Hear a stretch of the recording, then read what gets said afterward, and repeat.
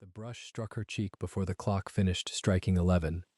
Isabella Anson did not flinch. She only bent, picked up the silver-backed brush from the Aubusson carpet, and returned it to Miss Cassandra Birdie's dressing table without a word. The red mark on her porcelain cheek bloomed slowly beneath the constellation of faint sardines across her nose.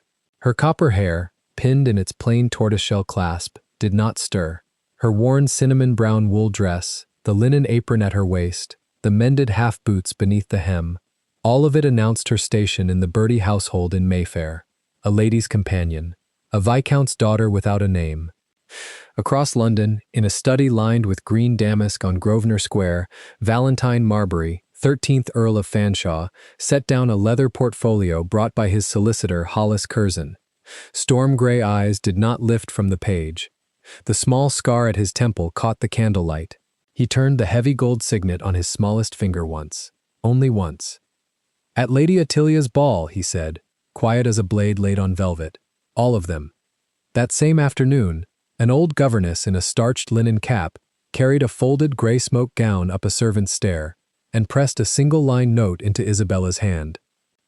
She read it by the window. She did not sleep. What she did not know, what none of them knew, was that a contract had already been signed 3 months before, and that the ton would arrive at Sherborne House, believing they were the ones setting the trap.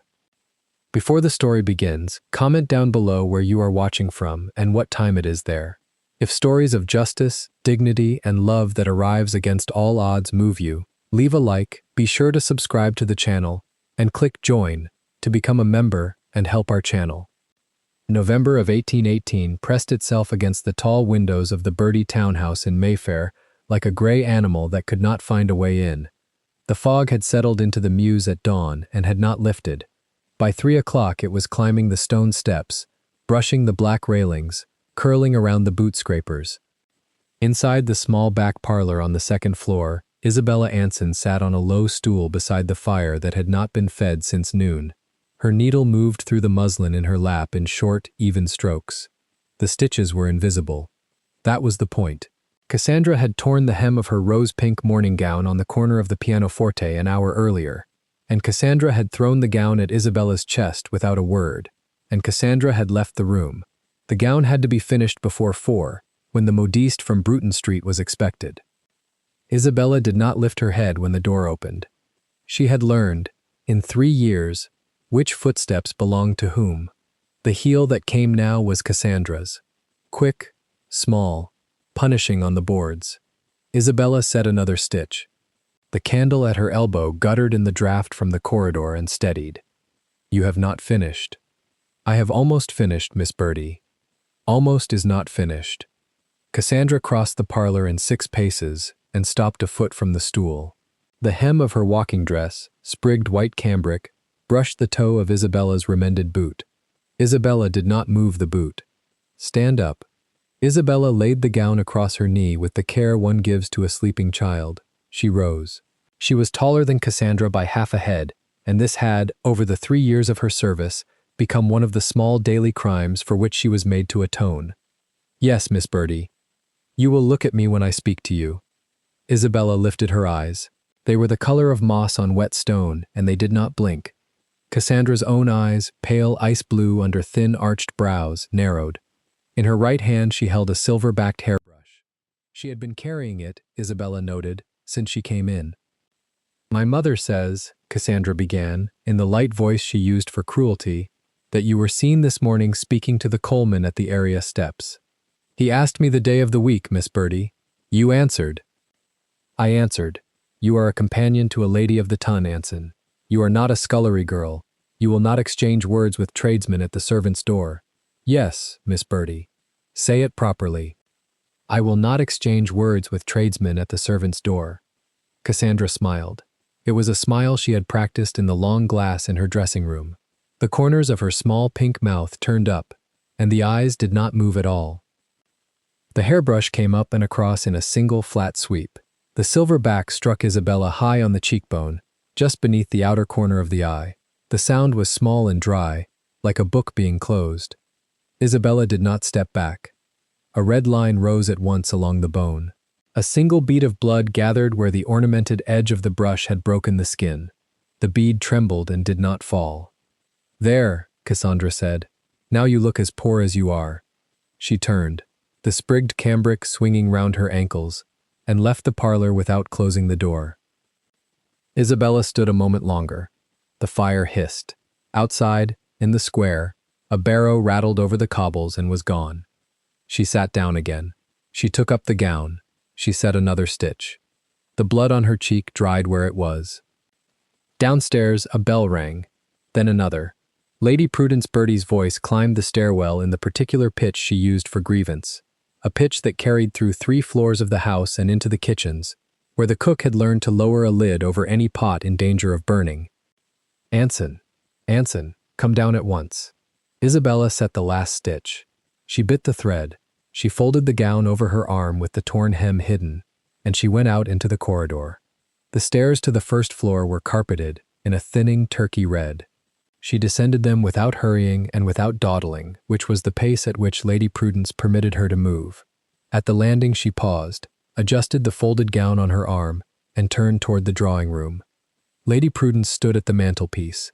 She was tall and angular, her long face powdered white, her dark hair twisted into a high vermilion turban with a peacock feather that trembled when she spoke. 3 strings of garnet beads lay one over the other on her narrow bosom. In her left hand she held a folded letter. In her right, a lorgnette she did not need. "Come here, girl." Isabella came. She stopped at the edge of the Aubusson rug and dropped a small curtsy that took exactly the length of time Lady Prudence considered respectful. Not less, not more. "Set the gown on the sofa." Isabella set it down. "Turn around." Isabella turned. When she turned back, Lady Prudence had raised the lorgnette and was inspecting her face. "You have blood on your cheek." "Yes, my lady." "Wipe it off. You look like a tavern maid." Isabella took the plain linen handkerchief from her cuff and pressed it once, briefly, to the cheekbone. The bead of blood came away. The red line did not. "That will have to do," Lady Prudence said. "Now attend." She unfolded the letter. It was, Isabella saw, on the thick cream paper of Sherborne House, and it bore the seal of the Dowager Duchess Marbury in dark blue wax. Lady Prudence had already broken the seal. She held the letter at arm's length as though it might, unattended, take flight. "Her Grace the Duchess of Sherborne is to hold a masquerade at Sherborne House on the 3rd of December. My daughter has been invited. So have Sir Rowland and I. This," she waved the letter, "you will already have known, had you the wit to attend to what is said in this house." "Yes, my lady. My daughter must be perfect, perfect, you understand me. Every ribbon, every glove, every pearl. Her gown is to be pink silk, French rosettes, 3/4 sleeves. If a single rosette is loose on the night, I shall know whose fingers were idle." "Yes, my lady." "You will not attend, of course." "No, my lady." "Say it again." "So I hear you understand." "I will not attend, my lady." Lady Prudence lowered the lorgnette.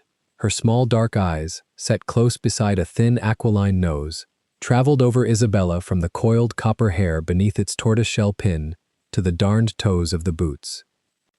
"Do you know," she said, in a tone that had turned suddenly and dangerously conversational, "why it is that I keep you in this house, Anson?" "You are pleased to keep me, my lady." "That is not why. Guess again." "I am a diligent worker, my lady." Lady Prudence laughed. It was a short, dry laugh, without amusement. "You are the daughter of a traitor." The peacock feather trembled. "Your father sold intelligence to Bonaparte's agents in the year 12. He was tried in absentia. He drank himself into an early grave rather than face the house. His widow died of shame within a season. His estate was attainted. His name is a byword in every drawing room in London, where a name is remembered at all. And you," she said, and now her voice was very soft, "you are what remains.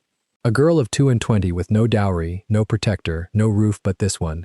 Every crust you have eaten in 3 years, you have eaten because I chose to give it to you. Do you understand?" "Yes, my lady." "Do you understand what would become of you if I turned you out this afternoon?" "Yes, my lady." "Then say it." Isabella's mouth was dry. She wet her lower lip once with her tongue. She said it. "I should be on the pavement by nightfall, my lady." Louder. "I should be on the pavement by nightfall." "And by morning?" Isabella held her eyes on the peacock feather. She did not answer. By morning, Lady Prudence said gently, you would be in the river, or in a house on Wells Street. Say it. The silence that followed was the length of one full breath. I would be in the river, or in a house on Wells Street, my lady. Lady Prudence smiled. Her teeth were small and yellowish and neat. Good. Now that we understand one another, you may go and press my daughter's rose gown, and Anson. My lady, the next time you speak to a coal man at my area steps, I shall know, and it will be the last time you speak to anyone in this house. Yes, my lady. Isabella curtsied. She took up the gown. She left the drawing room by the door she had come in by, and she did not turn her face aside on the landing until the door had closed behind her. Then she stood a moment, one hand on the banister rail. The rail was cold.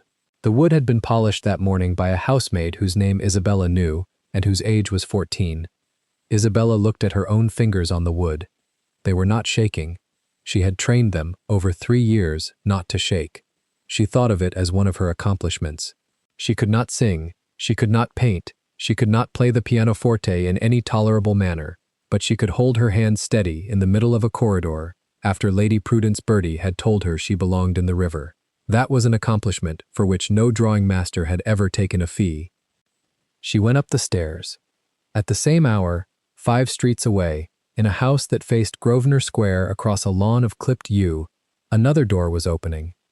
The library at Fanshawe House was long and narrow, and lined to the cornice in books bound in dark calf. A single fire burned at the far end. Beside it stood a desk of black walnut, and behind the desk, in a high-backed chair of oxblood leather, sat the 13th Earl of Fanshawe. He was not reading. A book lay open beneath his right hand, and the hand did not move. The door at the near end of the library opened without knock. A footman would have knocked. Only 3 men in London opened Valentine Marbury's library door without knocking, and this was one of them.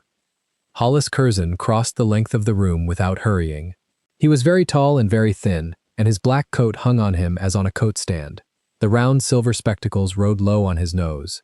Under his left arm he carried a brown leather portfolio, tied at 3 points with black tape. He stopped at the desk. He did not sit. My lord. Valentine did not look up at once. He turned a page of the book beneath his hand. He read a line he had already read. Then he lifted his eyes. They were the color of a sky before thunder, and they were entirely still. You have it. I have it. All of it. All of it, my lord. Names, dates, the 3 signatures, the letter from Vienna, in the original, the transcript of the January meeting at Boodle's, the ledger from Coutts, with the transfers. Also, and here Curzon set the portfolio on the desk with the smallest possible sound, the confession of the clerk. He is dying of consumption at Lambeth. I took it down at his bedside a fortnight ago. His mark is on the last page. 2 witnesses. Valentine looked at the portfolio. He did not touch it. Read me the summary. Curzon untied the 3 tapes. He did not open the folder yet. He had, in 27 years of law, learned when to speak from memory. In the winter of the year 15, my lord, a small circle of gentlemen conceived a fraud. The object of the fraud was the ruin of the 6th Viscount Anson. The motive was twofold. First, Anson held a mortgage upon an estate in Hertfordshire that a member of the circle wished to acquire at forced sale. Second, Anson had, on the floor of the Lords, spoken twice against the Corn Bill, in terms which certain gentlemen found personally offensive. A forged correspondence was manufactured, purporting to show that Anson had sold to Bonaparte's agents the disposition of troops before Waterloo. The forgery was clumsy. It required only that no one look at it closely.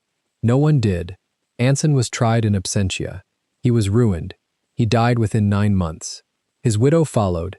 His only daughter was left without a farthing and without a name. Continue.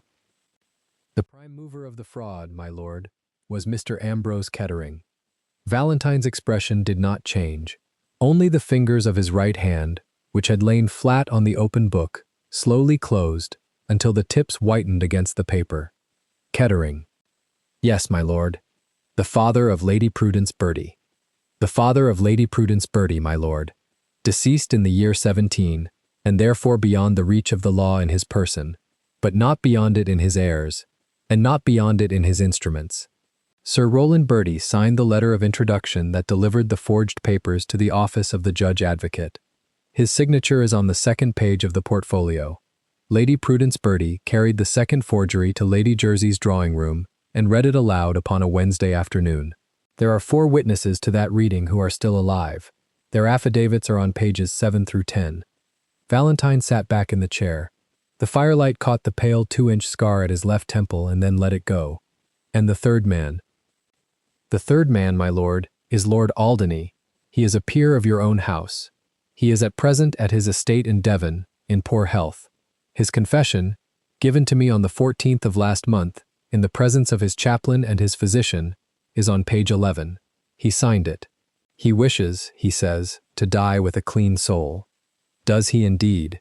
So he says, my lord. He may have his clean soul. He will not have his estate. No, my lord. Silence. A coal shifted in the grate. Somewhere in the house, very faintly, a clock struck 4. The daughter, Valentine said. Curzon did not need to ask which daughter. He had, in 20 months of this work, learned that there was only one daughter in the language of this room. Miss Isabella Anson, my lord, is at present resident in the house of Sir Rowland Bertie, in Curzon Street, in the capacity of companion to Miss Cassandra Bertie. She has held that position for 3 years and 2 months. She receives, upon paper, an allowance of £12 per annum. Upon inquiry among the servants, I have satisfied myself that no coin of that allowance has ever been placed in her hand. She is clothed in the cast-offs of Miss Bertie. She is fed at the servants' table when the family is not at home, and in the housekeeper's room when they are. She is struck, not often, enough. Something moved behind Valentine's eyes. It was gone before Curzon could have named it. Struck by whom? Miss Bertie, chiefly, with a hairbrush, on the 12th of last month, in the presence of the second housemaid, hard enough to raise a bruise beneath the eye. Lady Prudence prefers words. She has, upon 3 occasions in my knowledge, told Miss Anson within the hearing of the household that she is the daughter of a trader and would be in the river by nightfall were she turned out of doors. The most recent occasion was this afternoon, at 3:15. Valentine looked at the small ormolu clock on the mantel. It read 6:20 past 4. You are very well informed, Hollis. I have paid the second housemaid a shilling a week for 11 months, my lord. She saves it in a tea caddy under her mattress. She wishes to buy a cottage in Kent when her mother's rheumatism turns. I have not corrected her figures. You will double the shilling. Yes, my lord. And when the business is done, you will send her the cottage in Kent. Yes, my lord. Valentine drew the portfolio toward him at last. He did not open it. He rested the flat of his palm upon the brown leather. The heavy gold signet on his smallest finger caught the fire and threw a small red spark against the papers. Sir Rowland's debts, £42,000, my lord, in 3 notes and 11 private letters of hand. All are with Messrs. Fladgate and Company, of Fenchurch Street. I have opened negotiations at a discount for the whole packet. The letters of hand will be in your possession by Friday. The 3 notes require the concurrence of a 4th party. That concurrence will be delivered on Monday morning. Buy them all. Yes, my lord. Do not press them yet. No, my lord. When I press them, Valentine said, in the same even voice he had used from the moment Curzon entered the room, I wish them pressed at an hour, and in a company that will be remembered by everyone present for as long as any of them draws breath. You understand me. I do, my lord. My aunt gives a masquerade on the 3rd of December. Sherborne House, my lord. 300 cards. The list closes tomorrow at noon. See that the Berties receive theirs by the evening post. They will already have received it, my lord. Her Grace sent it this morning. Ah, something at the corner of Valentine's mouth softened. It was not a smile. It was the memory of one. My aunt is ahead of me. Her Grace is very often ahead of your lordship.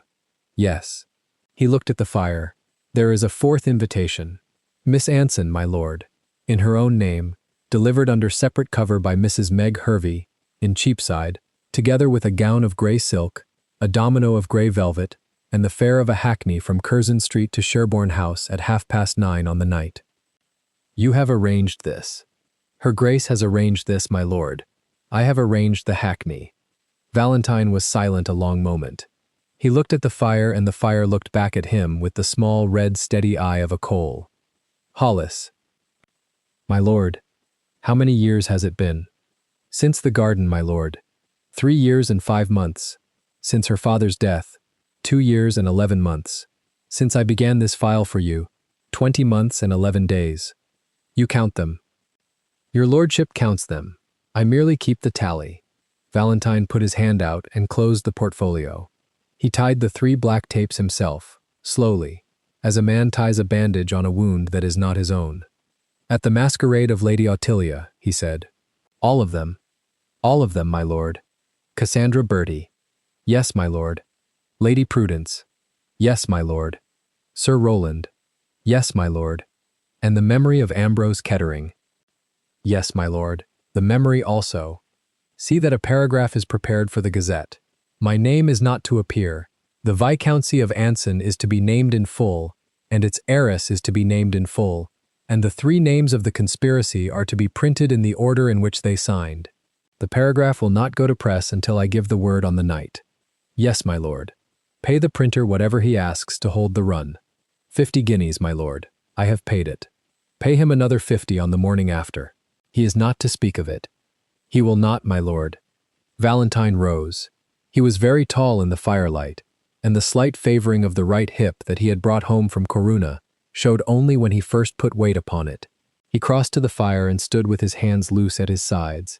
The signet on his smallest finger caught the flame again. It was the ring of the Earls of Fanshawe, and it had been worn, in unbroken line, by 12 men before him. It had been on his father's hand when his father died. It had been on his own hand when he stood in the mud at Waterloo and did not fall. He looked into the fire. Hollis. My lord. She does not know. She does not know, my lord. Not the file, not the notes. Not the invitation is in her own name. Mrs. Hervey has been instructed to say only that a friend of her father remembers her. Good. There is one thing, my lord, which she will find in the pocket of the grey domino. Valentine turned his head. What thing? A single line, my lord, in your hand, her grace insisted. Read it to me. Curzon closed his eyes a moment, as though the words were written upon the inside of his lids. You will be safe until midnight. After that, the world will change. V. Valentine looked back at the fire. My aunt, he said, is very much ahead of me. Yes, my lord. He was silent a long time. The clock on the mantel ticked. In the square outside, a link boy called a name and was answered by hooves on stone. Hollis.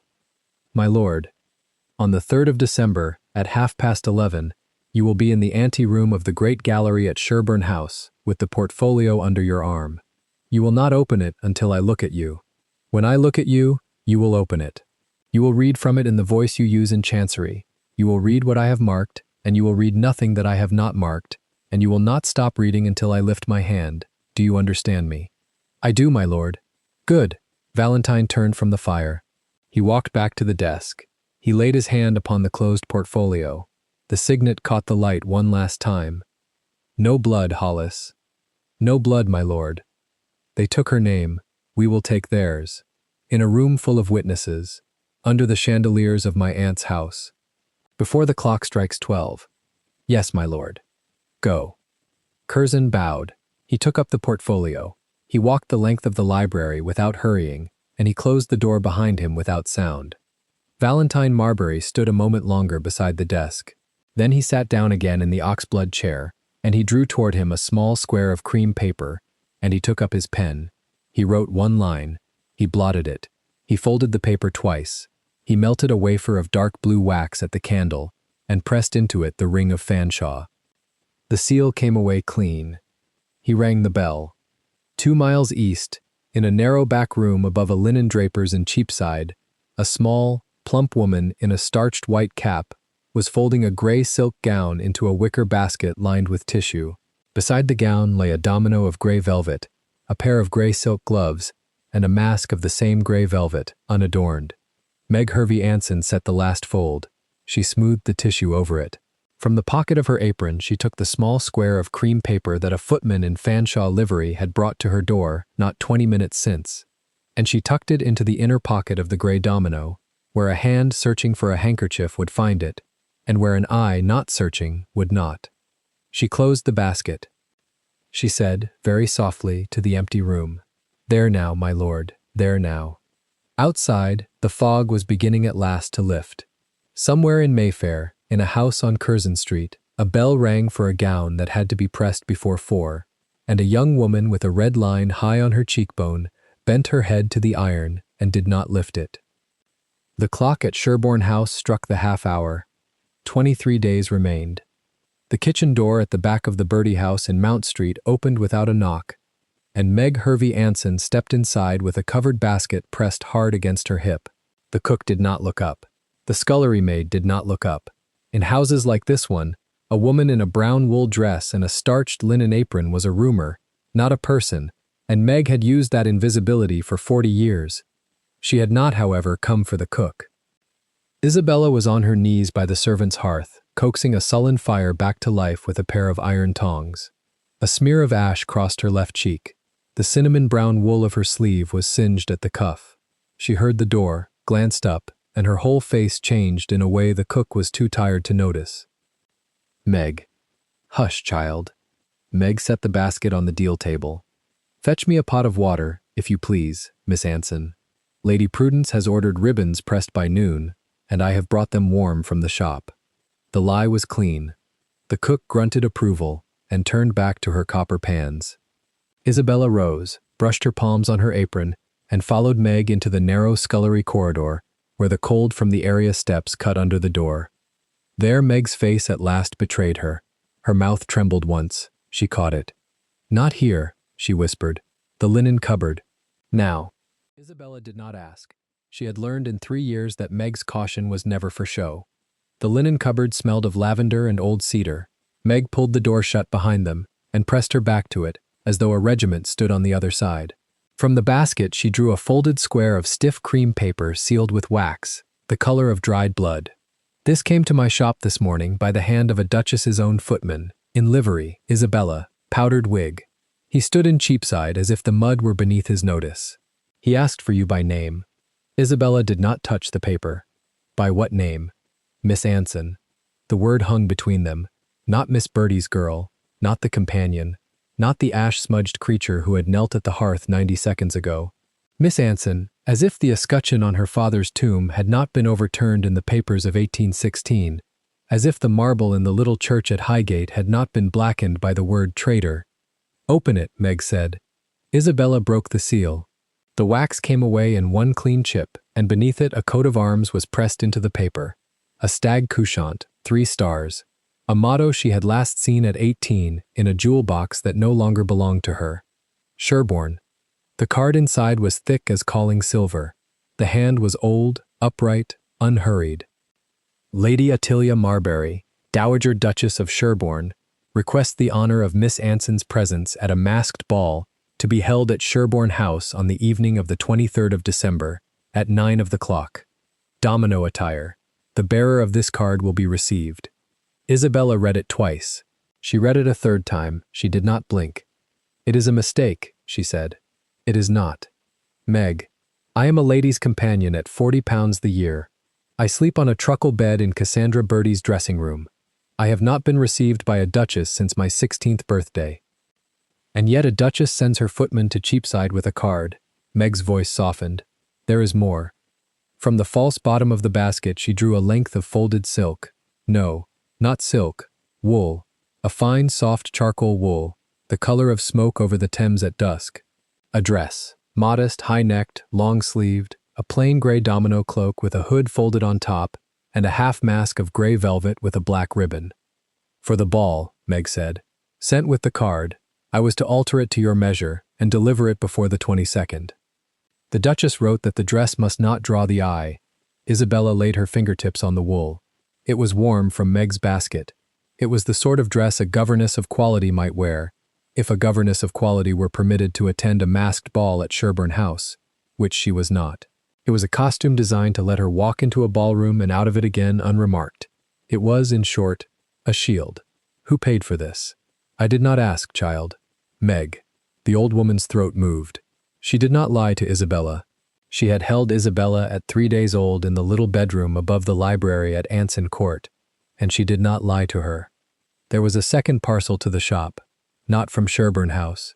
It came by a different hand an hour later, a boy in no livery. He said only, "For Miss Anson, not to be opened by any other. I have not opened it." She drew from the basket a small square of folded paper, no larger than a playing card, sealed with a plain black wafer. No arms, no crest. Isabella took it. Her hand was steady.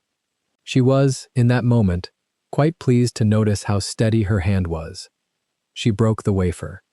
Inside, in a hand she had known when she was 18 years old, and standing in a garden in June, one line: "You will be safe until midnight. After that, the world will change. V." The linen cupboard was very quiet.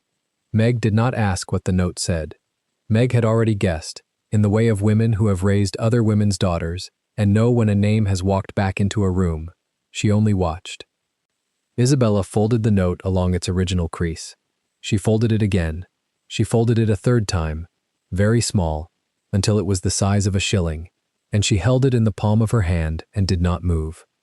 "Meg, what day is today?" "The 30th of November." 23 days. Yes.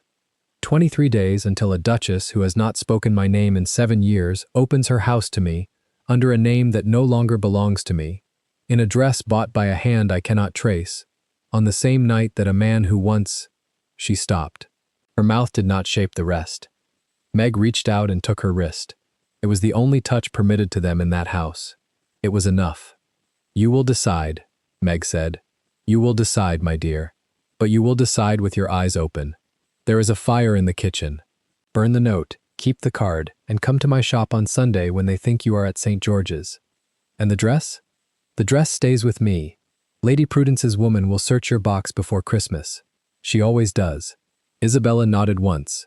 She unfolded the note, refolded it looser, and slipped it inside the bodice of her cinnamon-brown gown against her ribs. She would burn it. She would burn it. But not while Meg was in the room, because if she burned it now, she was afraid she would burn her own hand along with it, and not feel the pain. "Ribbons," she said. "Ribbons," Meg agreed, and lifted the basket, and the linen cupboard door opened, and the scullery corridor was empty, and the cook was still bent over her copper pans, and no one had seen anything at all.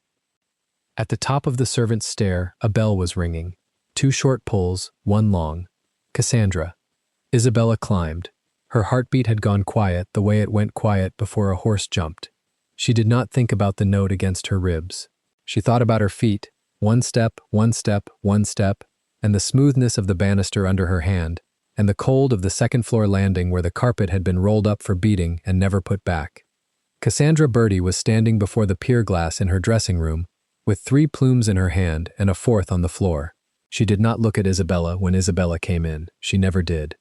"The ostrich or the marabout for the ball?" "The ostrich, Miss Cassandra. The marabout will not carry against the diamonds." "You are certain?" "I am." "You had better be certain. Mamma says the Duchess of Sherborne herself will be there, and Mamma says the Duchess of Sherborne looks at plumes." Isabella bent, picked the fallen plume from the carpet, smoothed it, and laid it in its box. Her fingers did not tremble. The folded note against her ribs was warm as skin. "The Duchess of Sherborne," she said, in the level, pleasant voice of a companion who had learned in 3 years that the level, pleasant voice was armor. "Attends few balls, Miss Cassandra. It is fortunate that her house is holding one." Cassandra's chin lifted a 1/4 inch. In the mirror, her small mouth twisted with pleasure. "Mamma secured the invitations this morning. 3 of them. Papa was quite beside himself." She turned, at last, and looked at Isabella properly. The way a cat looks at a mouse, it is not yet hungry enough to eat. "You will dress me for it, of course, and you will sit up for me. Balls at Sherburne House run until 4. "Yes, Miss Cassandra." "And Isabella, Miss Cassandra, you will remember, will you not, that companions do not attend such balls. Companions dress the ladies who attend, and companions wait in the carriage, and companions carry the cloaks home. You will remember that." Isabella folded the plume box shut. The little brass hasp clicked. "I have never forgotten it, Miss Cassandra." "Good. Mamma was afraid you might. Mamma says the invitations from Sherborne House this year have been most peculiar. There are rumors of a name on the list that ought not to be there. Some fallen creature the Duchess has taken up out of Christian charity. Cassandra smiled, small and round and delighted. Can you imagine, Isabella? Some trader's brat walking into Sherborne House on the 23rd of December in a borrowed dress. Isabella did not answer. Well, Cassandra said, it will be entertaining at any rate. Mama has a plan for such creatures. Mama always has a plan. She turned back to the mirror. Isabella looked at the small blonde head with its tight silver gilt curls and did not think what she was thinking. She thought instead of the note against her ribs and the 2 words at the end of it, 1 letter and a full stop, and she thought of a garden in June of 1815, and a hand that had taken her hand and not let go. She curtsied. The curtsy was correct to a 1/4 inch. She left the room. In the corridor she stopped by the long window that faced the mews and pressed her forehead to the cold pane for the length of 1 breath. Only 1. She could not afford 2. 23 days. At the same hour, 3 streets away in Grosvenor Square, Valentine Marbury stood at the tall library window of Fanshawe House and watched the winter light draw itself along the ironwork of the railings. The pale scar at his temple caught the shine of it. He did not move. Hollis Curzon sat at the desk behind him, the brown leather portfolio open. A stack of writs waited with a paper knife. He was waiting. He had been waiting for 4.5 minutes, which for Curzon was a great length of time. The card is delivered, my lord. By what hand? Her Grace's own footman. In livery, to the shop in Cheapside as directed. Mrs. Hervey Anson received it and signed the book. She was not observed. The dress went with the card. And my note. By a boy from a coaching yard, an hour later, unliveried, unmarked, paid a shilling to forget the face he had delivered to. He will forget. He will, my lord. I chose him for it. Valentine did not answer at once. In the glass of the window his reflection was a black cutout against the winter sky, and behind him, faint, the reflection of Curzon in his black wool at the desk, and beyond that, the reflection of the fire. She will burn the note. Almost certainly, my lord. Good. May I ask, my lord, why we chose to send the note at all, if we anticipated it would be burnt? Valentine did not turn from the window. Because I promised her once that if I ever came for her, I would come by name. Curzon inclined his head 1/2 inch and made a note in the margin of the top writ. Curzon's notes in the margins were the closest thing Curzon possessed to a personal life. The next steps, my lord. The bench of lords sits for reading of the Anson petition on the 15th of December. I want no whisper of it in the Gazette before the 23rd. Speak to Perry at the printer's. Buy him if you must. Buy his foreman too. It will be dear. Everything is dear. Pay it. Yes, my lord. The Bertie writs. Curzon touched the stack. £42,318, 6 shillings, 4 pence, in bills of exchange and 1 demand note. All in your name through the Amsterdam accounts. Sir Rowland does not yet know who holds them. He believes he owes 7 different creditors. He is drinking heavily. Let him drink.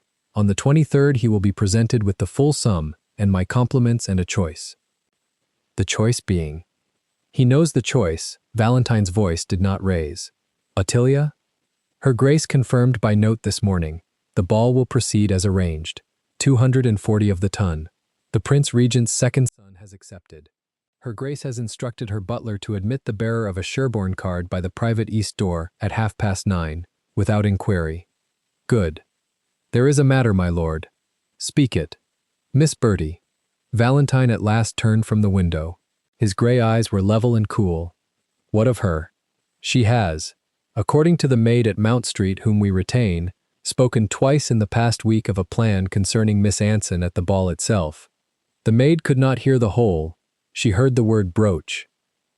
Valentine's mouth did not move, only his eyes changed, and the change was so small that Curzon, who had watched Valentine's face for 11 years, was the only man in London who would have called it a change at all. Brooch. Yes, my lord.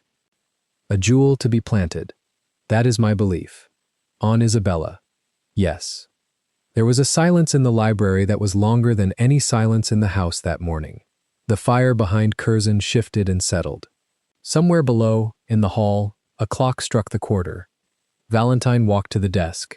He set his fingertips lightly on the top writ. The signet ring on his little finger caught the firelight and threw it once across the paper. Curzon. My lord. Let her do it.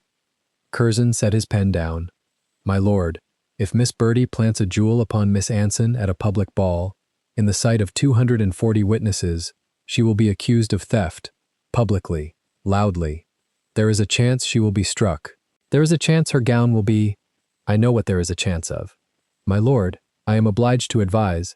You have advised, I have heard you. Curzon closed his mouth. Valentine walked away from the desk.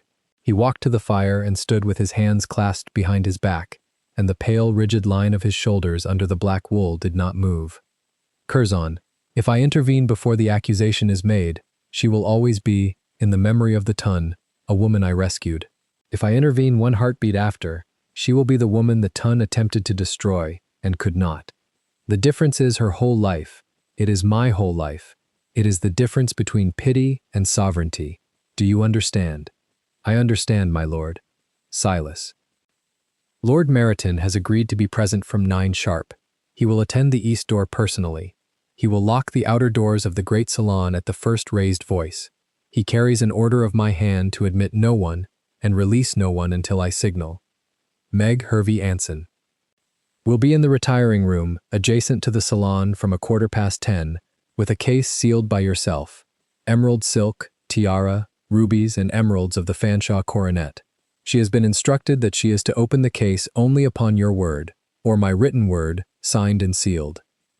Sealed how? With the ring, my lord, as arranged. Valentine looked at the signet on his little finger. He did not move it.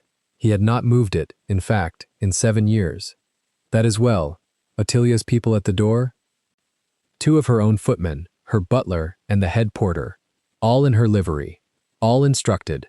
Miss Anson will be received under the name Anson. The master of ceremonies has been paid £200 and a house in Chelsea to announce it clearly. Clearly. Miss Anson, of Anson Court, Berkshire. Valentine breathed out once, softly, through his nose. Curzon, who was not a fanciful man, would say afterward that it was the closest thing to a sigh of relief he had ever seen from the Earl of Fanshawe, and that even calling it a sigh was to overstate the case. And the Gazette. Perry has been bought. The bench's verdict will not be set in type until midnight. It will not be on the streets until 6:30 on the morning of the 24th. By the 8 o'clock papers, my lord, London will know the name Anson has been cleared, and the family Bertie has been named accessory. By 9, the news will be at every breakfast table in Mayfair. Good. There is one further matter. Valentine waited. Curzon shifted his shoulders very slightly, which for him was the equivalent of another man pacing the room. Miss Anson has not seen you in nearly 7 years, my lord. She has, on my information, refused all correspondence in that time. She has, on my information, sent back 3 separate small sums of money you attempted to place with her governess. She will, on my belief, arrive at Sherborne House on the 23rd of December, in a grey domino cloak, believing that a duchess she does not know has taken pity upon her Christian soul, and that a certain V means to speak with her for 1/4 of an hour in a private room before returning her to her life. Yes. She will not know, my lord, that she was already 3 months a wife to you before the invitation card was written. Valentine's face did not move. No, she will not. When she learns, Curzon, she will be furious. Yes, my lord. She has every right to be. Yes, my lord. She will forgive me. My lord? Not that night.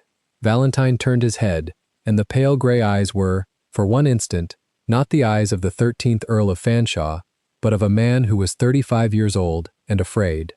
Not for some weeks after, perhaps not for months. But she will forgive me, because on that night, Curzon, before all of London, in the house of my aunt, I will hand her back her father's name, and there has only ever been one thing she wanted more than that, and I mean to hand her that also. Set the ring aside for the seal. He drew the signet from his little finger. It was the first time in 7 years he had done so. He laid it on the corner of the desk, upon the top writ, upon Sir Rowland Bertie's demand note for £4,200 owing in cash on the 1st of January. The ring settled with a small, definite sound. Curzon did not touch it. My lord, send word to Attilia that all is arranged. I will call upon her at 4 this afternoon. Yes, my lord. Valentine left the library. His step was uneven at the second stride, as it always was. the old wound at the hip pulling once and then agreeing to be forgotten. He did not close the door. He never closed the door of that room upon Curzon. Curzon looked at the signet on the writ for some time before he moved. That night Isabella did not sleep. She had waited until the house was silent. She had waited until Cassandra's breathing above her on the great bed had gone slow and unbeautiful. She had waited until the boy who tended the kitchen fire had gone up the ladder to his loft. Then she had gone down in her stockings to the servants' hearth and knelt on the cold flags and drawn the folded note from her bodice. The fire was banked, dull red under a crust of ash. She fed the note in at the edge of the coals. The paper caught with a small blue lick of flame and then a bright hungry orange. The wafer of black wax popped. The single line of writing curled inward as though drawing itself into a fist. You will be safe until midnight. The letter V went last. She watched it. She was proud of watching it. She was proud of her steady hands. She was proud until the ash lifted on a draft from the chimney and turned itself once in the air and settled on the back of her wrist, and then, for the length of one breath and no longer, she pressed the heel of her hand against her mouth so that no sound would climb the servant's stair. Only one breath. She had counted 3 years of only one breaths. She could count one more. She rose. She smoothed her skirt. She climbed the servant's stair to the dressing room, where her truckle bed lay beneath the window, and she lay down without undressing, and she stared at the ceiling. 23 days. The world will change. She turned her face to the wall and did not sleep, and above her, Cassandra Birdie slept the deep, unbothered sleep of a girl who had been told her whole life that the world was arranged for her convenience. And 3 streets away in Grosvenor Square, a man stood at a tall library window with a bare ring finger and watched the winter dawn come up over the roofs of Mayfair. And in a shop in Cheapside, a fine gray domino cloak lay folded in tissue on a locked shelf, and in a house on Berkeley Square, a duchess sat awake by her fire and read for the 7th time a note in her nephew's hand, and the clock at Sherborne House struck 3 and struck 4 and struck 5, and Isabella did not close her eyes. At 6 she rose. She washed her face at the ewer. She braided her copper hair back into its plain low knot and pinned the tortoiseshell comb. She tied her linen apron over her cinnamon-brown wool. She looked at herself once in the little cracked square of mirror above the washstand. The girl in the mirror looked back at her. The girl in the mirror had ash on her cheek from the night before. The girl in the mirror had eyes the color of moss after rain. And the girl in the mirror was not, in that moment, afraid. 22 days, Isabella said aloud, very quietly, to the girl in the mirror. Then she went down to light the fires. The fires in the Birdie morning room were lit before the first gray of December touched the windows of Grosvenor Street. Isabella knelt on the hearthstone, sleeves rolled to the elbow, coaxing a stubborn coal into flame. The worn cinnamon-brown wool of her dress smelled of smoke and old lavender. Her hands were steady. That surprised her more than the count of days she now kept behind her teeth. 21, she thought, and set the poker back in its stand. Cassandra swept into the room an hour later without seeing her, a letter in one hand and a piece of white ribbon in the other. She threw both onto the writing table and demanded chocolate. Isabella went to the bell rope and pulled it. She did not answer the questions that came next, because they were not questions. They were declarations dressed as speech, and the difference had stopped mattering weeks ago. Mamma says the Duchess of Sherborne is receiving on Thursday, Cassandra said, examining a small blemish on her chin in the mirror above the mantel. You will polish my mother's garnets before then, all 3 strands. If a stone is dull, I shall know who to blame. Yes, miss. And you will iron the pink sarcenet. Yes, miss. Cassandra turned her head. Her blue eyes rested on Isabella for the length of a single breath, then slid past her to the fire. You look tired, Anson. Do not be tired. Tired girls are dismissed. Isabella made her curtsy and left. In the passage she paused with one hand flat against the cold paneling. She counted the veins of the oak beneath her palm. Then she went down to the kitchen and gave orders about chocolate, as if her own name had not just been used like a coin. 3 streets away, in the library of the Marbury townhouse on Grosvenor Square, Valentine Marbury, Earl of Fanshawe, was reading the same document for the 4th time. Hollis Curzon stood at the window with his hands clasped behind him, waiting. Snow had begun to spit against the tall panes. The fire burned low and unattended. Neither man went to feed it. The signature is unaltered, Valentine said at last. Untouched, my lord, as you left it. And she has no memory of the second page. None, my lord. Meg administered the papers as a settlement of quarterly wages under her old father's estate. Miss Anson signed on the line indicated. Meg witnessed, I countersigned. The provision was folded beneath a receipt for £11 and 6 shillings. Valentine's thumb passed once across the ridge of Isabella's signature.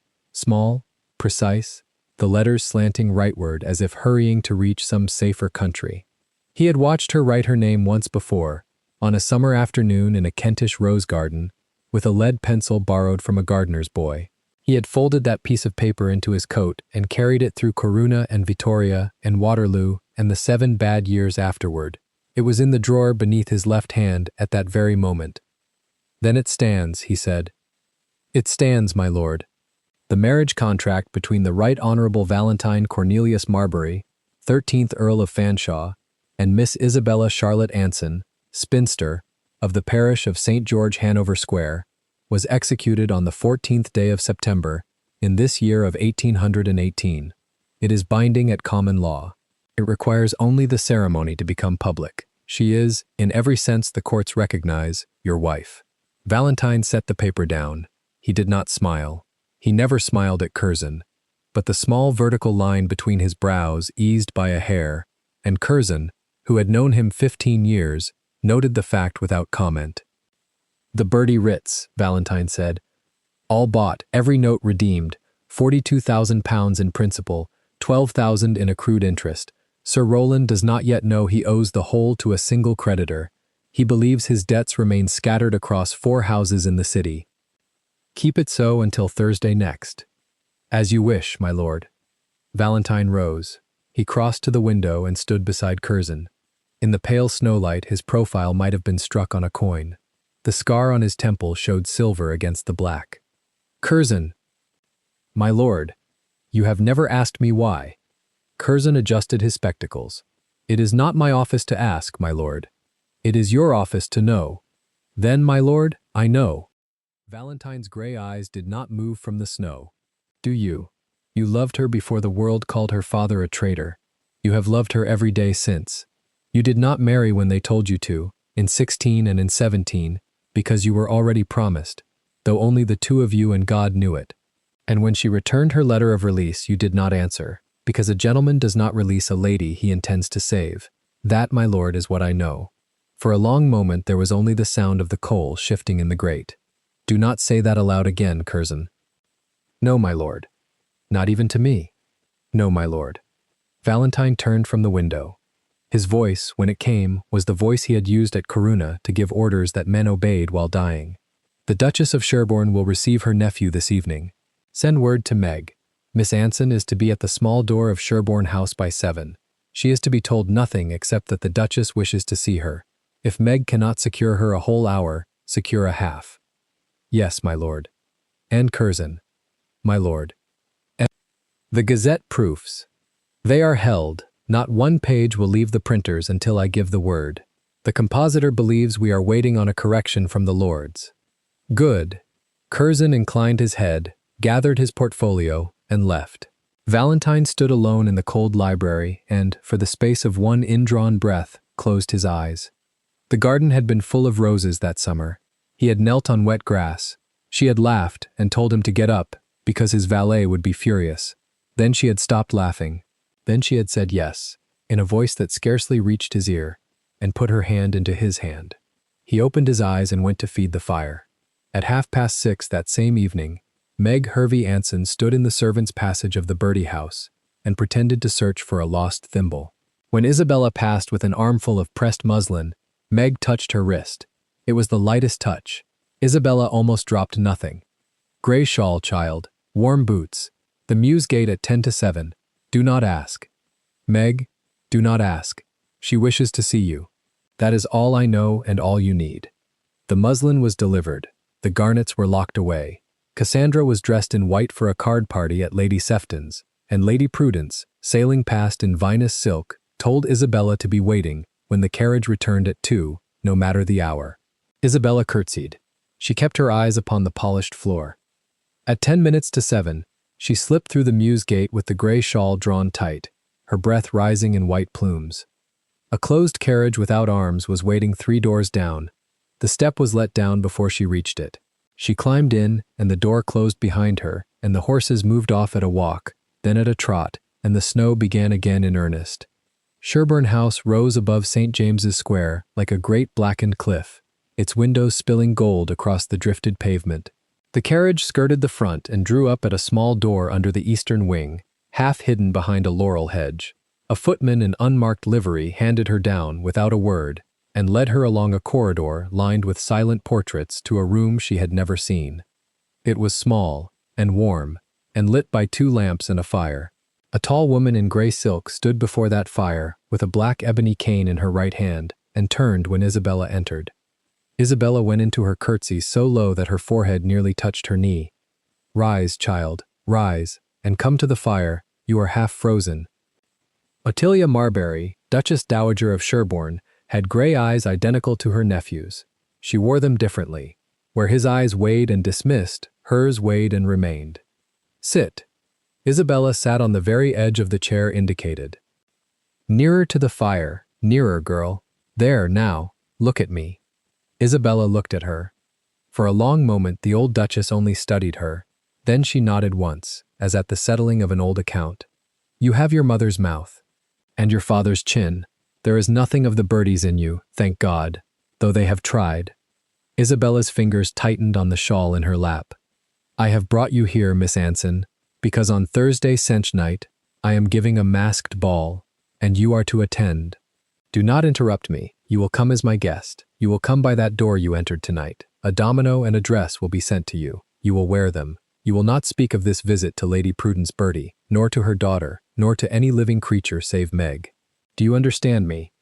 "Your Grace, I cannot." "You can, and you will. I am a very old woman, and I do not lightly ask. I am asking." Isabella looked into the fire because she did not trust her eyes. "Why, Your Grace?" "Because your father was my friend, because your mother sat in that same chair the year you were born and told me she was afraid, because certain things were done to your house that ought not to have been done, and certain things are now being undone, because a ball is coming at which the truth will be spoken, and you must be in the room when it is spoken. That is why." Isabella's throat closed. She stared into the coals until they blurred and steadied. "Who has undone them, Your Grace?" Attilia's cane tapped once against the fender. "That is not a question you will ask tonight. On Thursday se'nnight you may look about the ballroom and see for yourself who has taken the trouble. Your Grace, I have nothing to wear that would not shame you at your own door. You will wear what I send. It is a modest gown of gray silk. It has been mended once at the shoulder. It will pass in a masked room. After midnight, the world will not care what you wear, child. Before midnight, the world will not know it is you." Isabella almost smiled. She caught the smile in time and folded it away. "Your Grace is very kind." "I am not kind. I am accurate. Kindness is a small coin. I am spending a larger one." The Duchess laid her free hand over Isabella's for the length of one heartbeat. Her fingers were cool and dry and very light. "Now there is one thing more. If a gentleman in a black domino should ask you to dance, you will dance with him. Do not ask who he is. You will know when he speaks." The color that had left Isabella's face all week returned in a single rush. She looked up. Attilia's gray eyes were unreadable and quite steady. "Your Grace, you will dance with him, Miss Anson, once. Only once before midnight. That is all I ask." Isabella bowed her head. "Yes, Your Grace." "Good girl. Now the carriage will take you back. Meg has arranged the household to notice nothing. Go with God, child, and do not lose your nerve. You have not lost it yet. Do not begin now." She was returned through the mews gate at 8:15. No one had missed her. She lit her stub of candle in her cold attic and sat on the edge of her cot with the shawl still round her shoulders, and only then did the shaking begin. It was a small shaking, from the shoulders down. She let it pass. She thought about the black domino and could not think about it. She thought about her mother's mouth and her father's chin. 21 days, she said inside her teeth. She blew the candle out. That same night, in the library on Grosvenor Square, Valentine sat with a single lamp and a small locked box open at his elbow. He took from it a sheet of paper worn soft as linen and unfolded it once. I release you, my lord, from every promise made in my father's garden. His name is a name no woman may share and expect to remain in the world. Do not answer this letter. It will hurt us both less if you do not. I remain your servant, always, though never again your Isabella. He read it through, as he had read it perhaps 200 times, and folded it again along its old creases. Beside it he laid the September contract, its ribbons still bright. He set his palm flat across both papers. No, he said aloud, to the empty room. You do not release me, Isabella. You never did. He put the papers away and locked the box and rang for his valet. In half an hour he was at White's, where he lost 40 guineas to Lord Silas Hervey, with such visible ill grace that 3 separate observers wrote to their wives about it. This was useful. It was important that the Ton believe the Earl of Fanshawe had nothing on his mind that week except cards. Silas walked him home at 3 in the morning through the empty snow of Piccadilly. Their breath went before them like the ghosts of speech. You are not drunk, Silas said at last. No. You have not been drunk in 10 years, Valentine. No. Then tell me what it is you are doing, so that when the roof falls in, I know which beam to catch. Valentine walked another dozen paces before answering. On Thursday next, he said, at my aunt's ball, I intend to make public a matter that has been private for 3 years. I intend to place a countess where a companion has been standing. I intend to see 3 particular persons ruined before dawn. I do not require your assistance. I require only that you be in the room and that you lock the doors when I tell you to. Silas whistled softly into his gloved hand. And is she worth it? Valentine stopped in the middle of the street. He looked at his oldest friend with gray eyes gone almost black in the lamplight. Silas, she was worth it in 1815. She has been worth it every day since. Do not ask me that question again. Silas inclined his head. I shall lock the doors. Thank you. They walked the rest of the way in silence, and at the door of the Marbury house, Silas gripped his friend's shoulder once and went on into the snow. The next morning, Meg Hervey Anson opened her small shop in Cheapside 2 hours early. On a table at the back, beneath 3 yards of gray silk laid out for cutting, she had already spread the tissue pattern of a modest domino gown. Beside it, wrapped in cambric and locked in a deep cedar chest that had once belonged to Lady Anson, lay a second gown Meg had not yet unwrapped even to look at. It was the emerald gown. Valentine had commissioned it in July. Meg had sewn every stitch with her own hands, by candlelight, after the shop closed. She had wept over 3 of those stitches and mended the tears in her own eyes with the back of her wrist and gone on sewing. She put the kettle on. She sat down at the gray silk with her needle. She began the shoulder seam of the domino gown. Please God, she thought, without moving her lips. Let the child hold her head up on the night. Let her look at him only once. Let her recognize him when he speaks. Let her not run. The needle went in and came out, in and out. At the Bertie house, Isabella spent the morning ironing the pink sarcenet Cassandra had demanded, and the afternoon polishing the 3 strands of Lady Prudence's garnets, 1 stone at a time.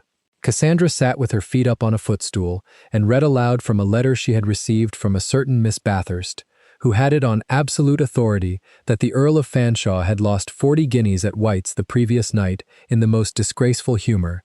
And did not this prove, mamma, that the ice lord was at last thawing and might be caught?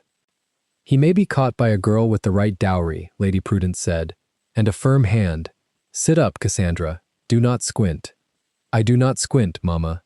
You are squinting at that letter. Anson, bring my daughter a fresh candle. Cannot you see she is squinting? Isabella brought the candle. She set it down without a sound. She returned to the garnets. You are quiet today, Anson, Lady Prudence said.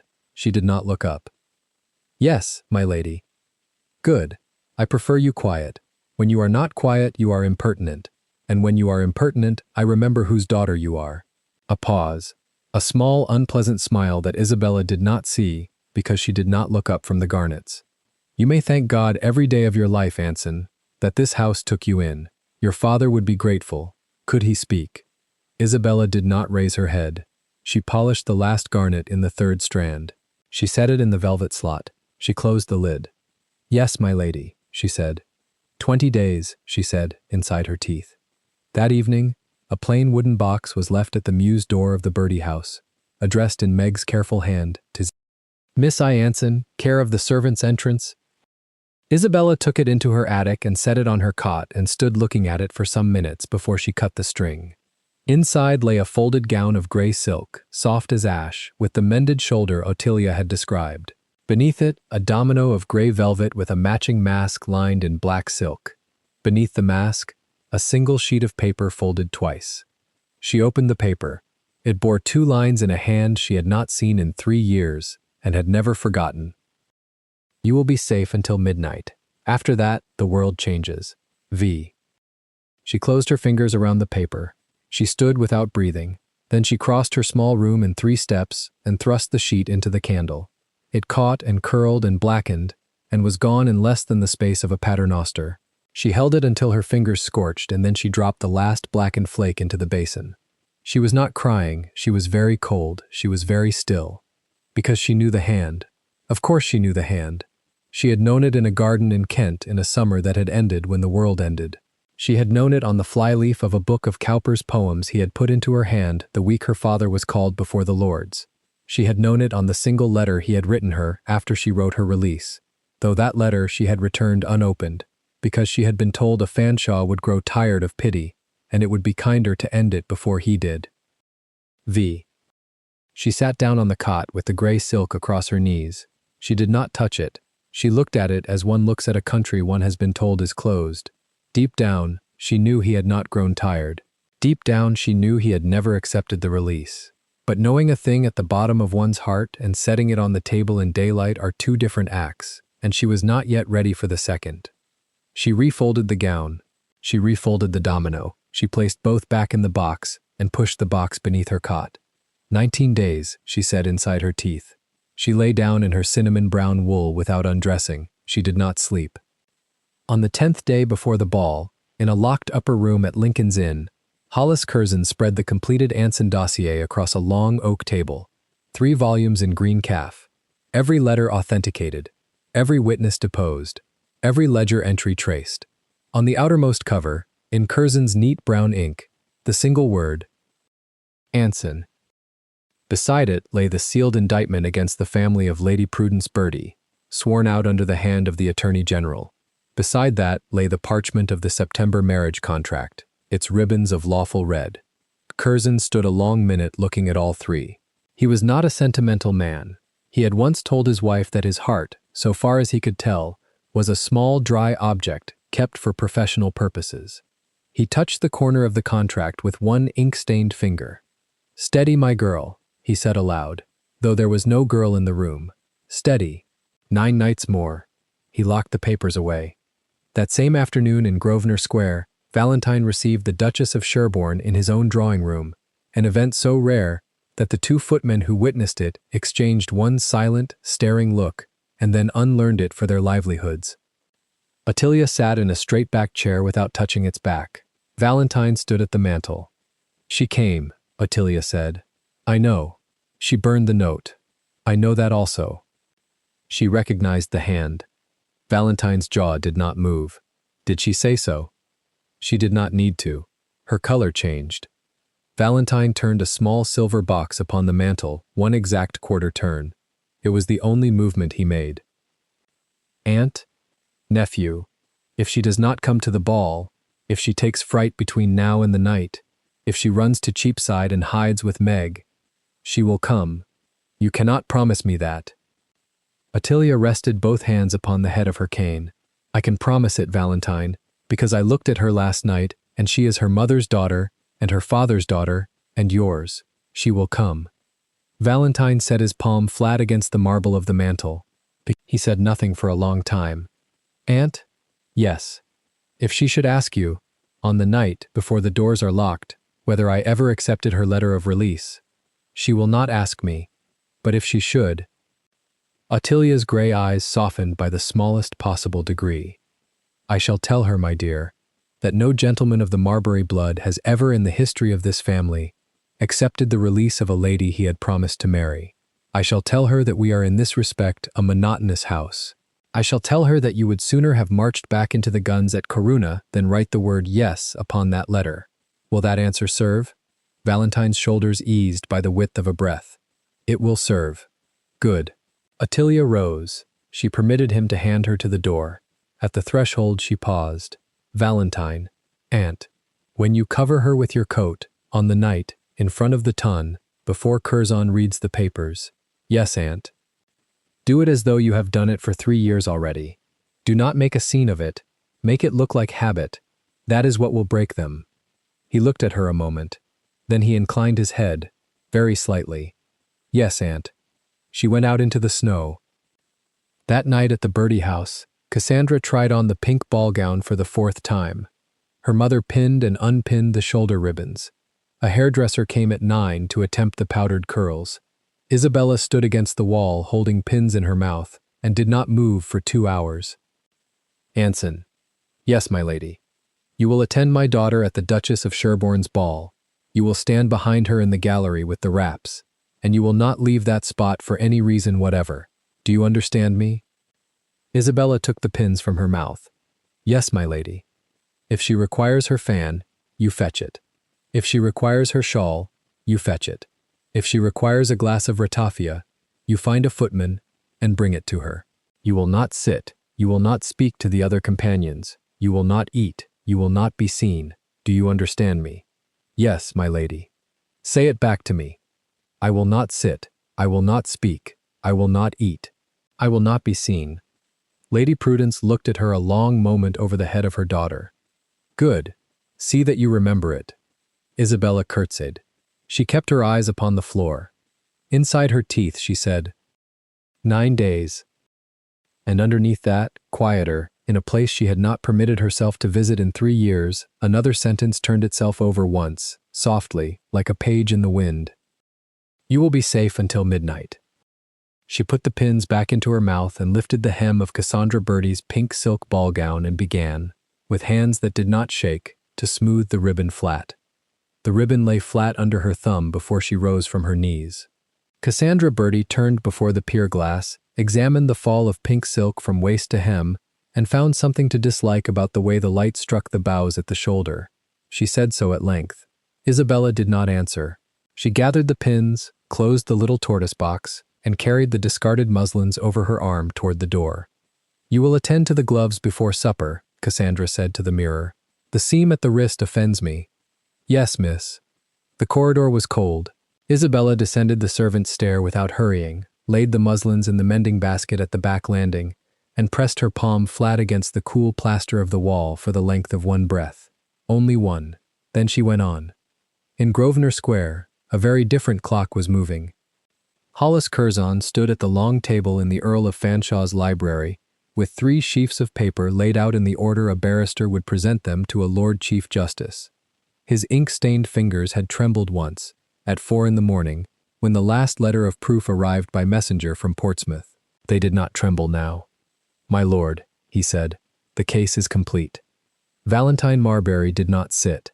He stood at the window with his back to the room, one hand resting on the ebony handle of his cane, the signet ring of the Fanshawe earldom catching the gray November light. He wore his charcoal coat and gray silk waistcoat as though the day were ordinary. It was not. Read them to me in the order you will read them to the House. Curzon lifted the first sheet. The affidavit of one Josiah Trent, formerly clerk to the late Mr. Hodge of Lincoln's Inn, sworn before 2 magistrates. He deposes that in the spring of 1816 he copied, at his master's direction and on the instruction of Mr. Percival Winsett, 3 letters purporting to bear the seal of the late Viscount Anson. The seals were forged upon impressions taken from a wax jar carried out of Anson House by a maid in Mr. Winsett's employ. Valentine's jaw did not move. The maid, traced to Cheapside, dead of fever these 4 years. Her sister survives and swears the same. Continue. The second sheet. A memorandum from the Foreign Office, obtained by your lordship's own request through Lord Castlereagh's private secretary. It confirms that no such correspondence between the Viscount Anson and the French agent Beauclerc ever passed through the diplomatic bag, and that the letters produced by Mr. Winsett at the inquiry of 1816 bore watermarks impossible for that year. A forgery, my lord, and a coarse one, missed only because no man of consequence troubled to look. The Earl's shoulders did not shift. Continue. The third, a letter under Mr. Winsett's own hand to his son-in-law, dated August of 1816. The son-in-law is Sir Rowland Bertie. In the letter, Mr. Winsett writes, and I quote, "That once the Viscount is disgraced, the Anson lands will fall to the Crown, and thence, by the good offices of a certain minister, to Sir Rowland, at a fraction of their worth. He signs himself, My Lord, your very affectionate father." Silence. Valentine turned from the window. His gray eyes were the color of a sea before weather. He put it in writing. Vanity, my lord. He believed himself invisible. He was. Valentine crossed to the table and set 2 fingertips on the edge of the papers, as a man sets his hand on a hilt. Bind them in the order you read them. Copy the whole in a fair hand, 3 times.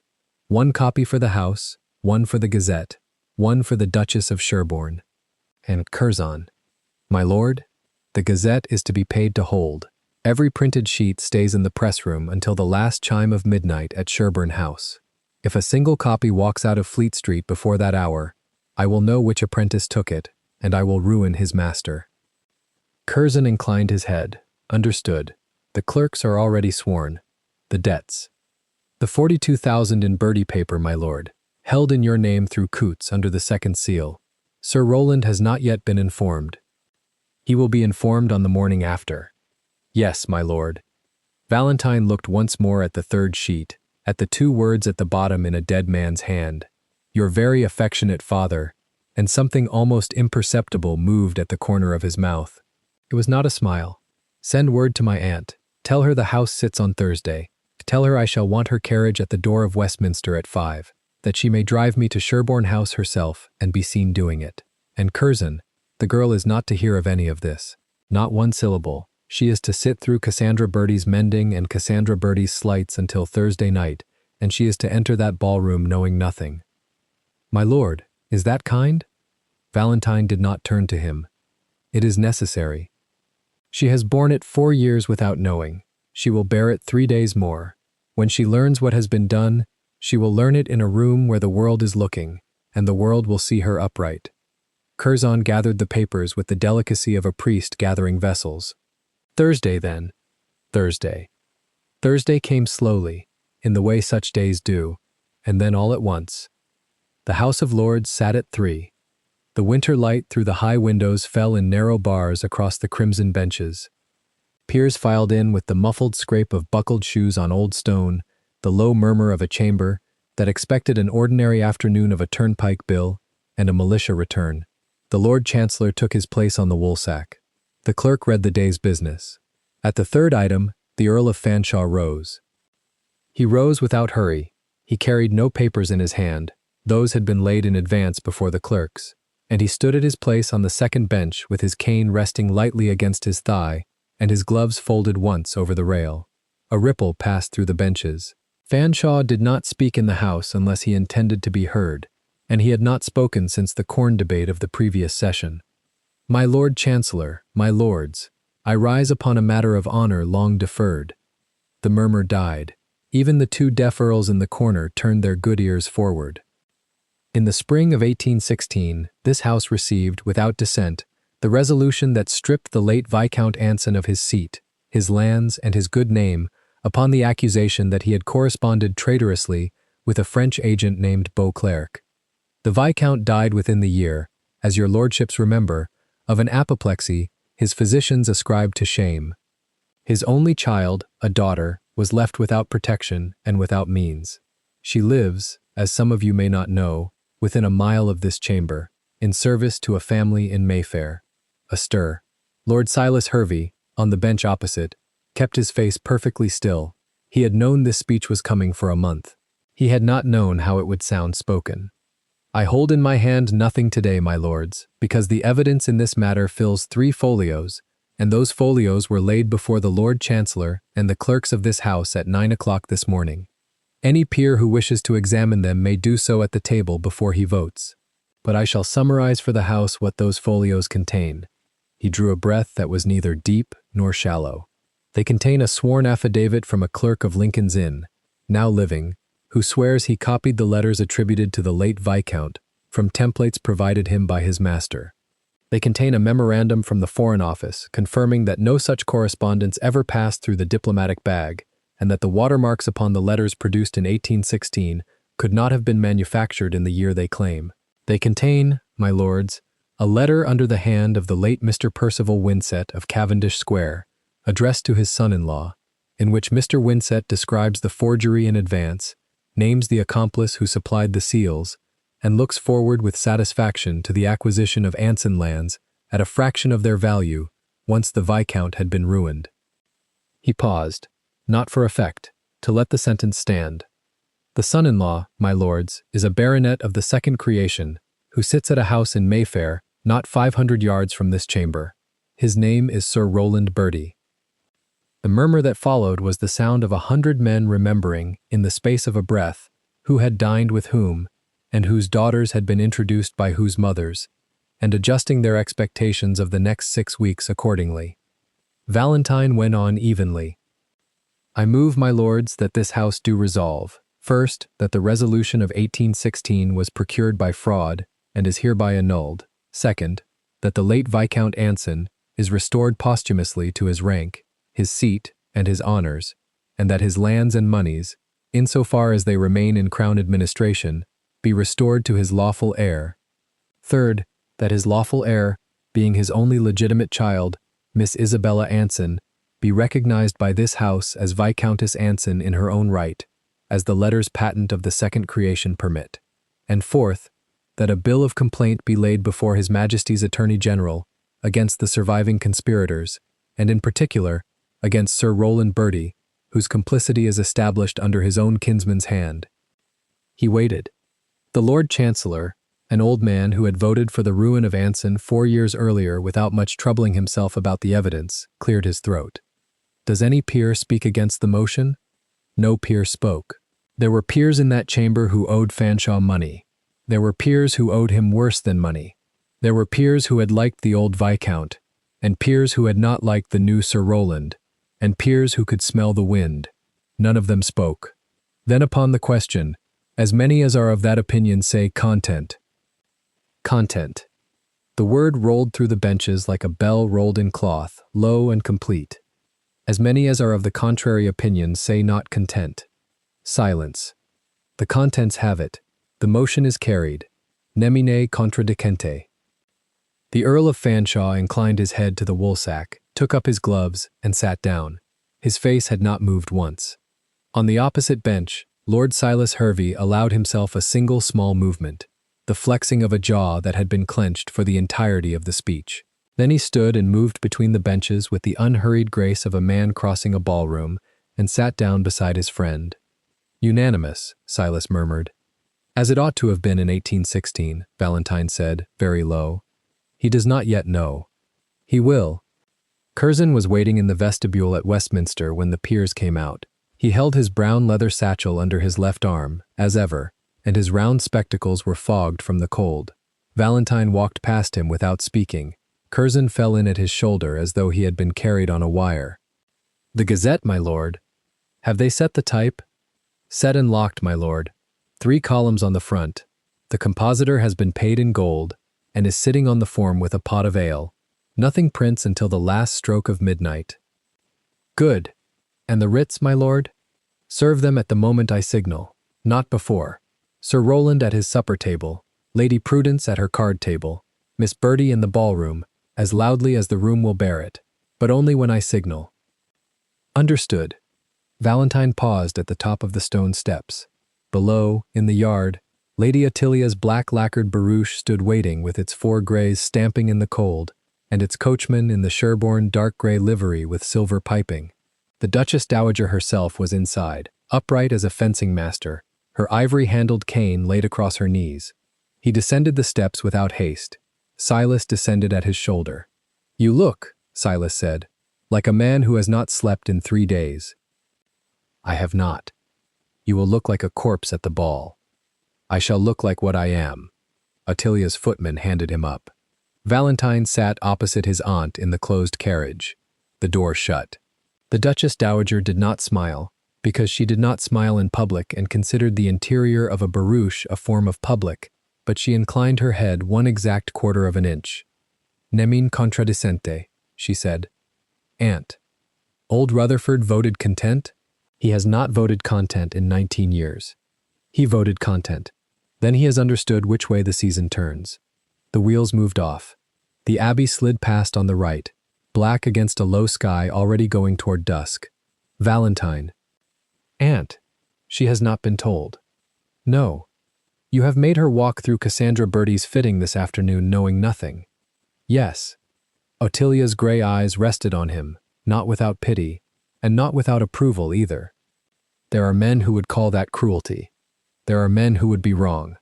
Explain it to me then, so that I may nod at them when they come to me at supper. Valentine looked out at the passing river. If I had told her at 9 this morning, she would have gone into that house at 10 with the knowledge in her face, and Cassandra Bertie would have seen it, and Lady Prudence Bertie would have seen it, and the whole thing would have unraveled at the wrong hour and in the wrong room. She would have been dragged out of that house in a hackney with a coat over her head, and the world would remember her as a servant who ran. I will not have her remembered as a servant who ran. I will have her enter my aunt's ballroom in a borrowed gown, and I will have the world watch what is done to her there, and I will have the world watch what is answered. Ottilia did not answer for a moment. And if they harm her before you can answer? They will not draw blood. They may. Then it will be on my hand, and I will bear it. Yes, said the Duchess Dowager, you will. The barouche turned into the Strand. Meg has the gray gown ready? Valentine asked. Meg has the gray gown ready, and the emerald, and the Fanshawe rubies, and the tiara, and the black lace mask. She has laid them in the small dressing room at the top of the east stair, behind a locked door, and she carries the key on a ribbon at her throat, and will not surrender it to any creature living but you or me. Good! Valentine. Aunt, does she know she is your wife? No. You put a contract in front of her 3 months ago. I put a document in front of her that concerned the restitution of a debt her father owed to my estate. She signed it as executor of his memory. The clauses that made her my countess were on the 3rd page, in a hand only my solicitor and I can read. She signed without reading. She signed because she needed the £20, and because she trusted a name upon a page from a firm she knew from childhood. She signed Aunt because she has been made, by 4 years of small hungers, into a woman who signs what is put before her and does not ask. Ottilia's grip on her cane tightened. That is a cold accounting. It is an accurate one. And on Thursday at midnight, when Curzon reads it aloud, she will hear for the first time that she has been a countess of this kingdom these 3 months, and she will hate me for a moment for having taken that from her without her leave, and she will be right. And after the moment? That will be for her to decide. The barouche stopped. They had reached Grosvenor Square. Valentine stepped down and stood a moment on the pavement with the door open. Somewhere within the Bertie house, 3 streets over, in a corridor without a fire, a red-haired girl in a cinnamon-brown gown was pressing her palm again to a cool wall, for a breath, only one, before she went on. Curzon appeared at his elbow with the 3rd folio open. My lord, the seals. Valentine took the pen. He signed, in a hand so steady it might have been printed, the warrant restoring the Anson lands. He signed the warrant recognizing the Viscountess Anson in her right. He signed the writ for Sir Rowland Bertie. He signed the writ for Lady Prudence Bertie. He hesitated a fraction over the writ for Cassandra Bertie, not from mercy, but from a wish to be precise, and then signed that too. To be served, he said, at my signal. Yes, my lord. He went into the house. The hall clock struck 5. The ball was 31 hours away. At Bertie House, at that same 5th chime, Isabella was on the 2nd landing with a lamp in one hand and Cassandra's mended gloves in the other. Lady Prudence's voice cut down the stair. Anson, the gloves. Yes, ma'am. She climbed. Lady Prudence stood at the door of the dressing-room in the wine-red gown with the gold stripes, the turban not yet pinned, her face flushed from a fitting she had lost patience with. Is that your notion of a seam? Isabella held the glove to the candle without a word. The seam was perfect. Lady Prudence knew it was perfect. She wanted Isabella to say so that she might contradict her. Isabella did not say so. Well, if it does not please you, ma'am, I shall unpick it and set it again. You shall set it again, and you shall set the other, And you shall set the third pair I have laid on the bed, for I will not be seen at Sherborne House with a seam upon me that was set by a traitor's daughter. Do you hear me? Yes, ma'am. Louder. Yes, ma'am. Lady Prudence took the glove from her hand. She held it for a moment as though she would strike Isabella with it, then flung it upon the dressing table. 2 nights, she said, more to herself than to the girl. 2 nights and my Cassandra dances at Sherborne House. 2 nights and every mother in the ton will know we were received by the Duchess Dowager. And you? You will stand in the retiring room with a needle in your hand where you belong. And if I hear one word of you speaking to any lady of consequence, one word, I will have Sir Rowland turn you out into the street at 3 in the morning without a reference. Is that understood? Yes, ma'am. Look at me when you say it. Isabella lifted her eyes. Green moss, steady, not blinking. Yes, ma'am. Something in Lady Prudence's face flinched, some small animal recognition that the girl before her was not looking at her the way a servant looks at a mistress, and she covered it with a laugh that was too loud. Insolent creature, take the gloves. Go. Isabella took the gloves. She descended to the sewing room. She sat by the window in the failing light and unpicked a seam that had been perfect and began, without haste, to set it again. At the 8th stitch she paused. Her hand did not shake. She looked out at the square. A boy on the corner was crying newspapers for the morning edition, not the Gazette, some other rag, and beyond him, a lamplighter was climbing his ladder against the first lamppost of the row. The sky above the chimneys was already the color of pewter. Somewhere in the city, though she did not know it, 3 folios had been read into the record of the House of Lords, and a compositor was sitting on a locked form with a pot of ale, and a Duchess Dowager was writing out, in her own hand, the seating for a supper of 200, at which the last place on her right was reserved for a girl in a borrowed gray gown. Isabella did not know any of it. She lowered her eyes to the seam and took the 9th stitch. Downstairs, in the front hall, a footman received a small square envelope of thick cream paper sealed with a crest he did not recognize. The seal was the Sherborne Griffin.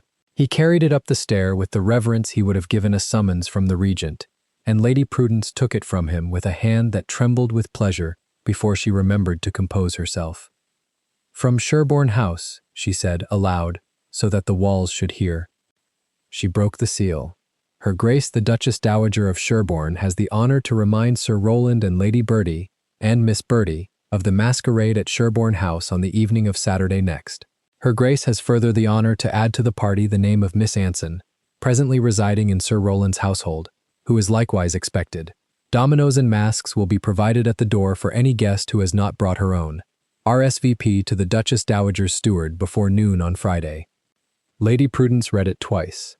Then she read it a 3rd time, at the 4th word from the end of the 2nd sentence, and her face went the color of tallow. Miss Anson. The paper trembled in her hand. She looked at the footman as though he had brought her a live rat. Miss Anson? Miss Anson of what house? I could not say, my lady. She thrust the card at him and snatched it back. She read again. There was no other Miss Anson in London. There had not been a Miss Anson in London who could be received at Sherborne House for 4 years. There was only the girl at that moment sitting in her sewing room setting a seam by a fading window. Impossible, she said. She said it 3 times, at diminishing volume.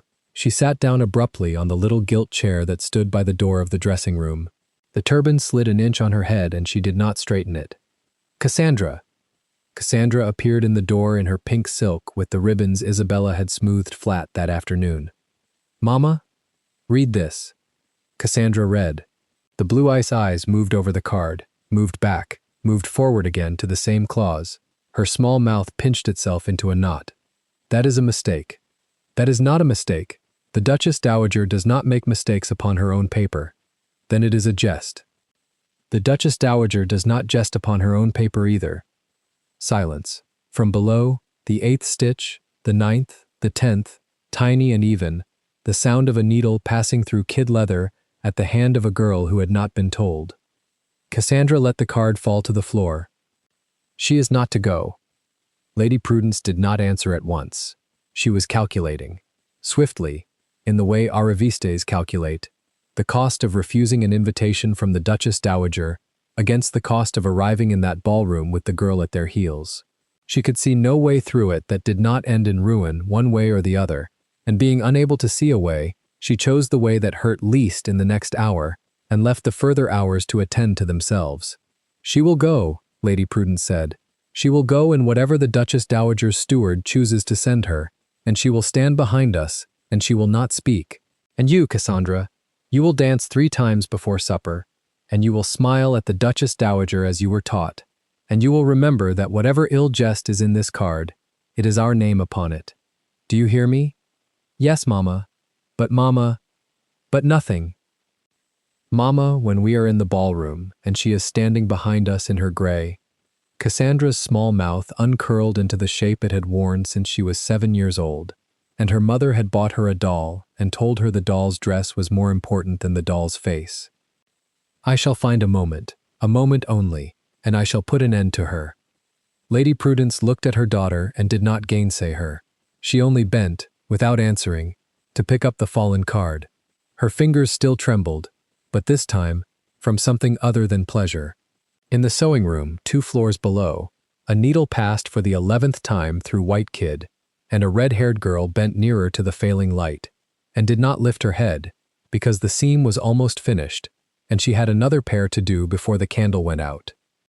Above her, in a room she could not hear, a mother and a daughter were beginning, without knowing it, to lay the last stones of the trap that would close on them at midnight 2 nights hence, while in Grosvenor Square, at a long table under a green-shaded lamp, the Earl of Fanshawe set his signet ring to a folded slip of paper no wider than a lady's hand, and passed it to Hollis Curzon, and said, very quietly, "Saturday." The night of the ball arrived on a hard black frost. Sherborne House stood behind its wrought-iron gates like a lantern hollowed out of the winter, every window lit, every chimney breathing thin white smoke into the Grosvenor sky. 2 long lines of carriages crawled toward the front steps. Grooms in Sherborne livery caught bridles. Link boys with pitch torches ran along the pavement crying names. The whole of the ton had come. Inside a narrow attic in Half Moon Street, Isabella Anson tied her mask. She tied it twice, because the first knot lay too low and cut the light out of her right eye.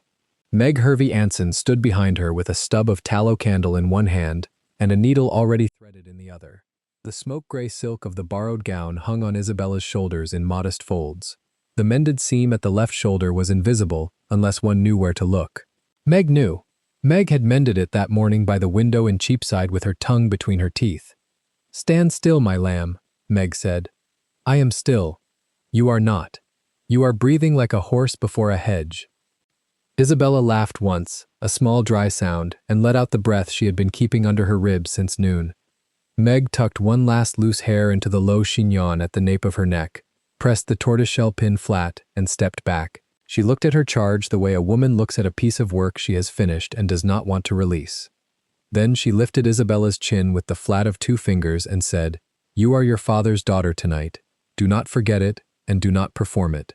Simply be it." Meg. If it goes wrong. Meg's mouth tightened. It will not. If it does, then you will still be your father's daughter, and there is not a soul in that house who can take that from you. Not one. Meg pushed her toward the door. "Now go. Her Grace's carriage will not wait for a girl who counts her breaths." The Sherborne coach waited at the end of the mews with the blinds drawn. Isabella climbed in without ceremony. Lady Attilia Marbury, Dowager Duchess of Sherborne, sat in the far corner in charcoal silk and a black velvet turban, one gloved hand resting on the silver eagle head of her ebony stick. She did not smile. She looked Isabella over from the crown of her hair to the tip of her mended slipper. Then she gave one small nod, as a general gives a nod on a hill above a field. "You will enter on my arm," Ottilia said. "You will keep the mask until I lift it from you, or until it is taken. You will not speak to Lady Prudence.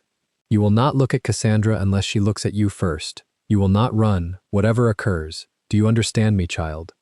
"Yes, Your Grace." "Whatever occurs," Ottilia repeated. "Even if the roof falls in." The carriage lurched forward. Isabella pressed the palms of her cotton gloves flat against her knees and watched the passing lamps stripe the older woman's face in long, slow bars of gold. Inside Sherborne House, the ballroom had been opened end to end. 3 chandeliers of Bohemian crystal hung on brass chains, and threw a hot honeyed light down onto a floor of polished oak. Along the far wall, a small orchestra tuned in the gallery. The mirrored panels between the windows doubled the crowd, doubled the candles, doubled the plumes and the feathers and the flash of paste and stone. Footmen in dove-gray coats moved along the walls with trays of champagne. Somewhere, a violin found its A and held it, and the note ran along the top of the room like water finding its level.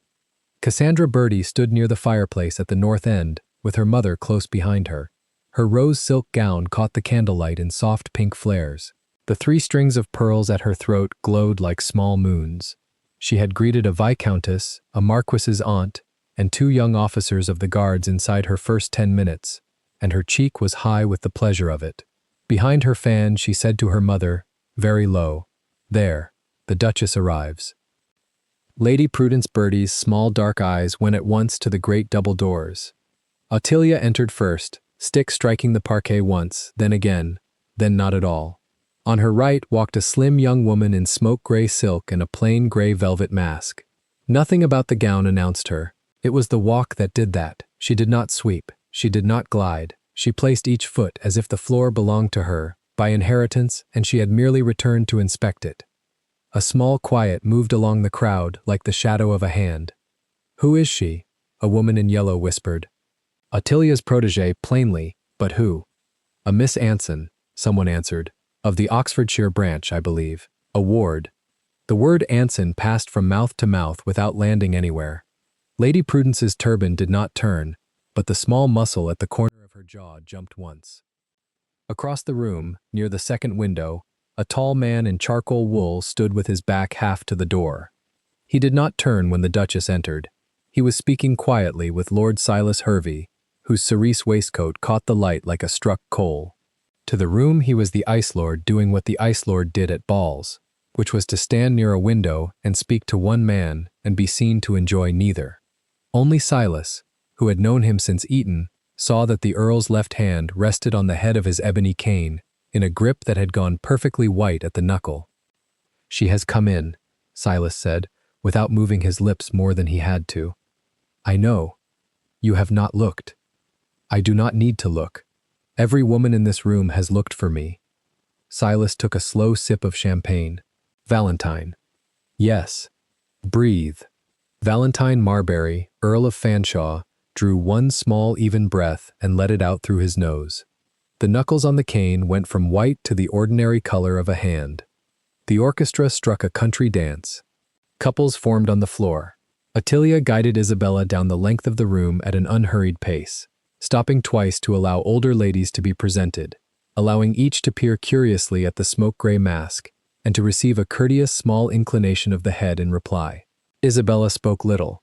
What she said in the low, measured voice her father had taught her before he died, the voice that carried without effort and did not rise. The women pretended to speak of the weather and studied her mouth, her chin, the set of her throat above the gown. Halfway down the room, Ottilia paused before a knot of guests near the fire, and there stood Cassandra Birdie, fan lowered, chin up, eyes bright. "Duchess," Lady Prudence said, and dipped.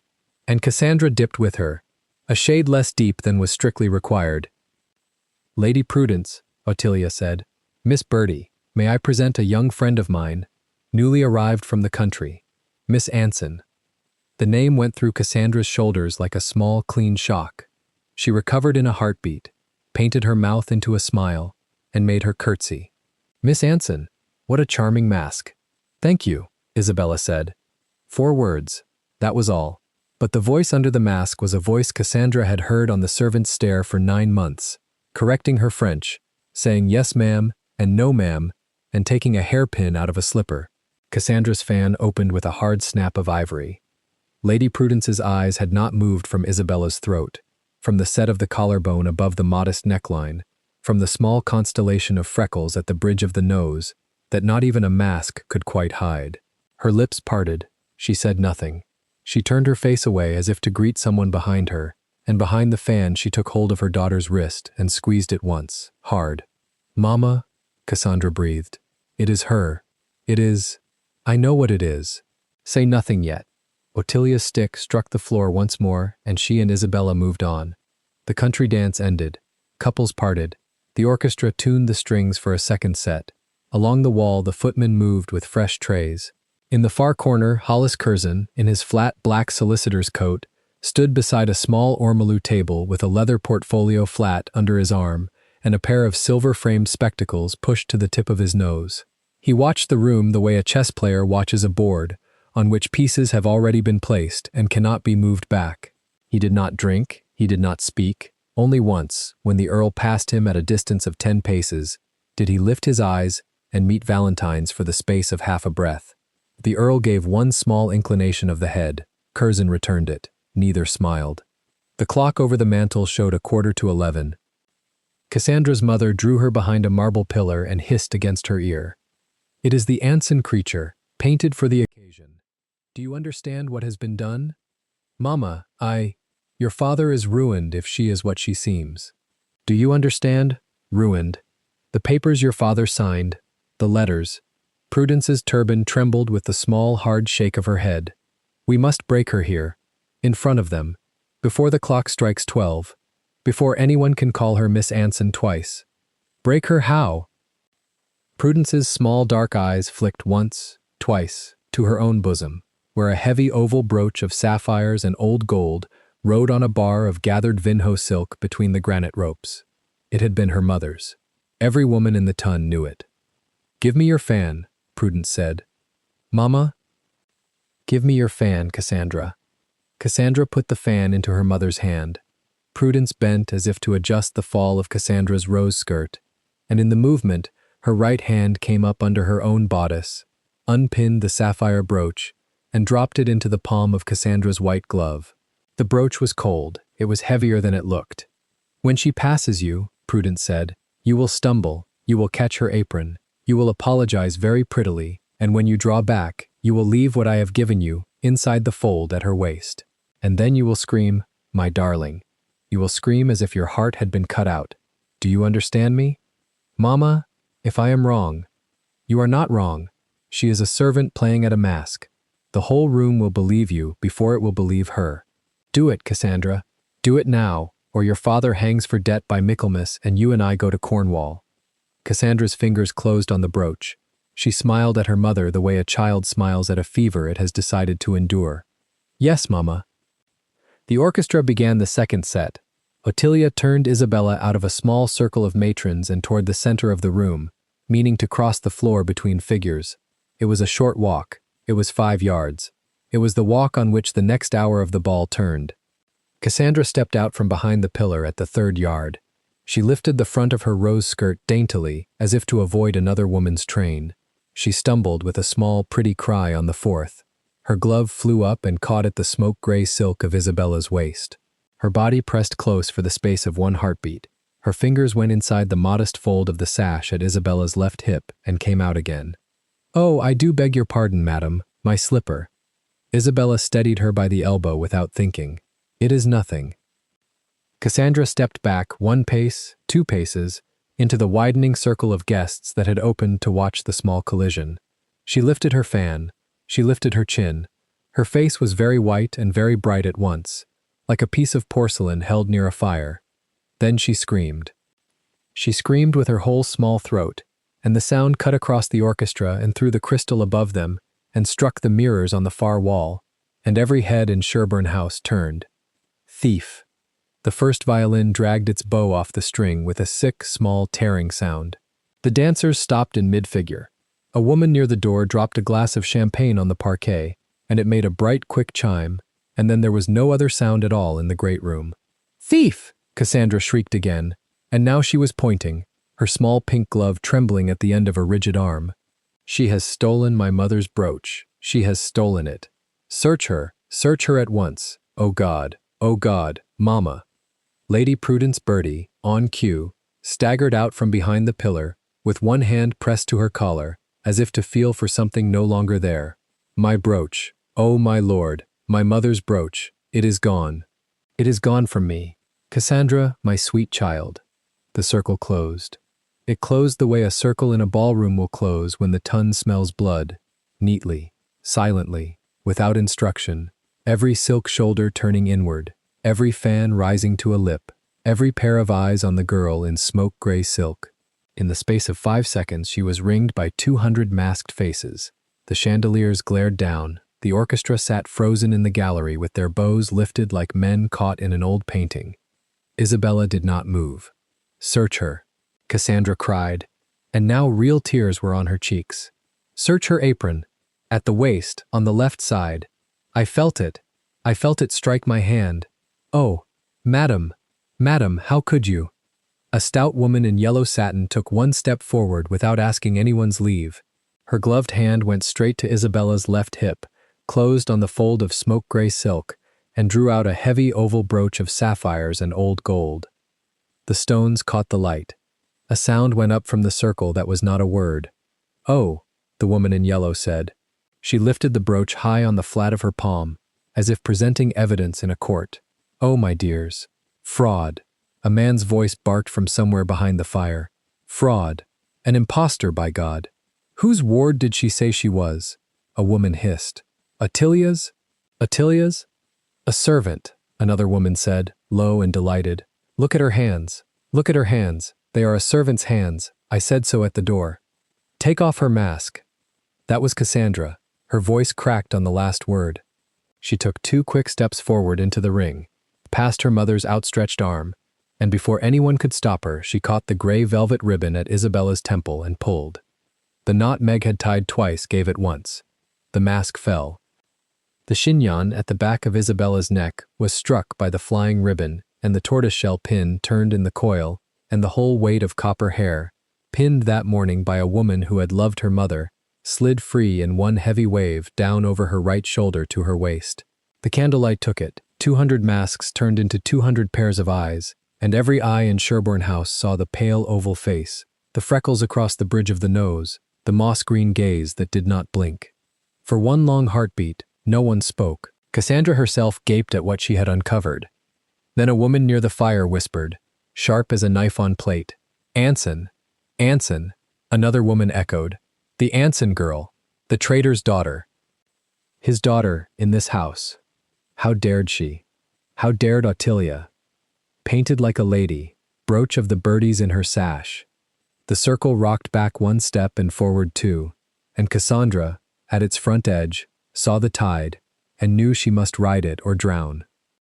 She lifted her white-gloved hand. She struck Isabella across the face. The slap was not loud. Cassandra was small, and her arm was not strong. The sound it made was almost polite, a short, crisp clap on the left cheekbone, no worse than a fan snapping shut. Isabella's head turned 2 inches with the force of it. A single copper curl fell over her eye. She did not lift a hand to her cheek. She did not lift her eyes from Cassandra's face. That silence was the worst of it. That silence made the room certain something more must follow, and Cassandra, in the small, dreadful, hot logic of her 19 years, gave the room what it was waiting for. She caught the smoke-gray silk of the modest bodice at Isabella's left shoulder in both fists, and she wrenched. The mended seam Meg Hervey Anson had strengthened that morning with 3 lines of careful backstitch held for 1 heartbeat. Then it went. It went in a long, ragged, tearing line from the shoulder down across the collarbone, down over the front of the bodice, down to the high waistband at Isabella's ribs. The smoke-gray silk parted from itself with a soft, dry sound, like a page torn out of a book. Cold air struck Isabella's skin. Under the bodice there was only the fine white lawn of her shift, and above the lawn the pale line of her throat, and above that the face that had not moved. Cassandra stumbled back 1 step with a piece of gray silk still hanging from her fist. The circle inhaled. Somebody laughed. It was a single high, nervous laugh from a young officer near the door, and it cut off at once as if someone had struck him. A woman said, "Oh God," softly, as if in prayer. Isabella did not move to cover herself with her right hand. She did not raise her voice. She did not weep. She simply reached down with her left hand, took the 2 long torn edges of the smoke-gray silk in her fingers, and drew them together at the center of her breastbone, and held them there. Her right arm hung at her side. Her chin did not sink 1 degree. She stood in the middle of the ring in Sherborne House with her hair down her back and her gown torn open to her ribs, and her cheek reddening slowly from the small, polite blow, and she looked at Cassandra Bertie, and she said, in the voice her father had taught her, I am Isabella Charlotte Anson, only child of the late Viscount Anson of Wychwood. I am no thief. That brooch was placed in my sash by a hand I felt. In a moment you will all know whose hand it was. Until then, you may look at me as long as you please. I will not lower my eyes." The Tun stared. Cassandra's face crumpled and hardened again in the same breath. "Liar," she whispered. "Liar, servant, little brown wren, playing at a lady. Enough." The word did not come from the circle. It came from the far wall, low and even, and it went across the ballroom the way a blade goes across silk. Every masked face turned. Earl Marbury of Fanshawe had left the window. He walked down the length of the room without haste, cane in his left hand, the black wool of his coat swinging just once against his boots at each stride, his face a still cold mask that no velvet could have improved on. Behind him came Lord Silas Hervey, no longer smiling, and behind Silas came Hollis Curzon, with the leather portfolio open across both hands, like a priest carrying a book to an altar. Behind them, at a small, unhurried pace, came Lady Attilia Marbury, with her ebony stick striking the parquet once, twice, 3 times, a slow drumbeat under the whole procession. Guests stepped out of the way, without knowing they had done it. The circle around Isabella opened at the north side to let him in. Valentine stopped 1 pace from her. He did not look at Cassandra. He did not look at Lady Prudence, though she had gone the color of tallow behind her fan. He looked only at Isabella, at her hand holding the torn silk together, at the fading print of Cassandra's glove on her cheek, at the copper hair down her back. Something moved in his face for the length of 1 heartbeat and was gone. He set the ebony cane against a chair. He unbuttoned the 2 front buttons of his charcoal coat with the small, precise movements of a man loading a pistol.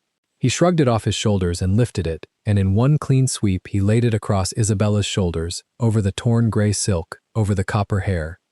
The coat swallowed her almost to the knee. The heavy wool was warm from his body. The silver-embroidered lining of gray silk showed at the collar. He drew the fronts closed at her throat with both hands and held them there for a heartbeat, and only Isabella, so close, saw that the fingers of a man who had come off Waterloo without a tremor were, at that moment, not quite steady. "Silas," he said, without turning his head. "The doors." Silas Hervey moved. He moved without hurry and without noise.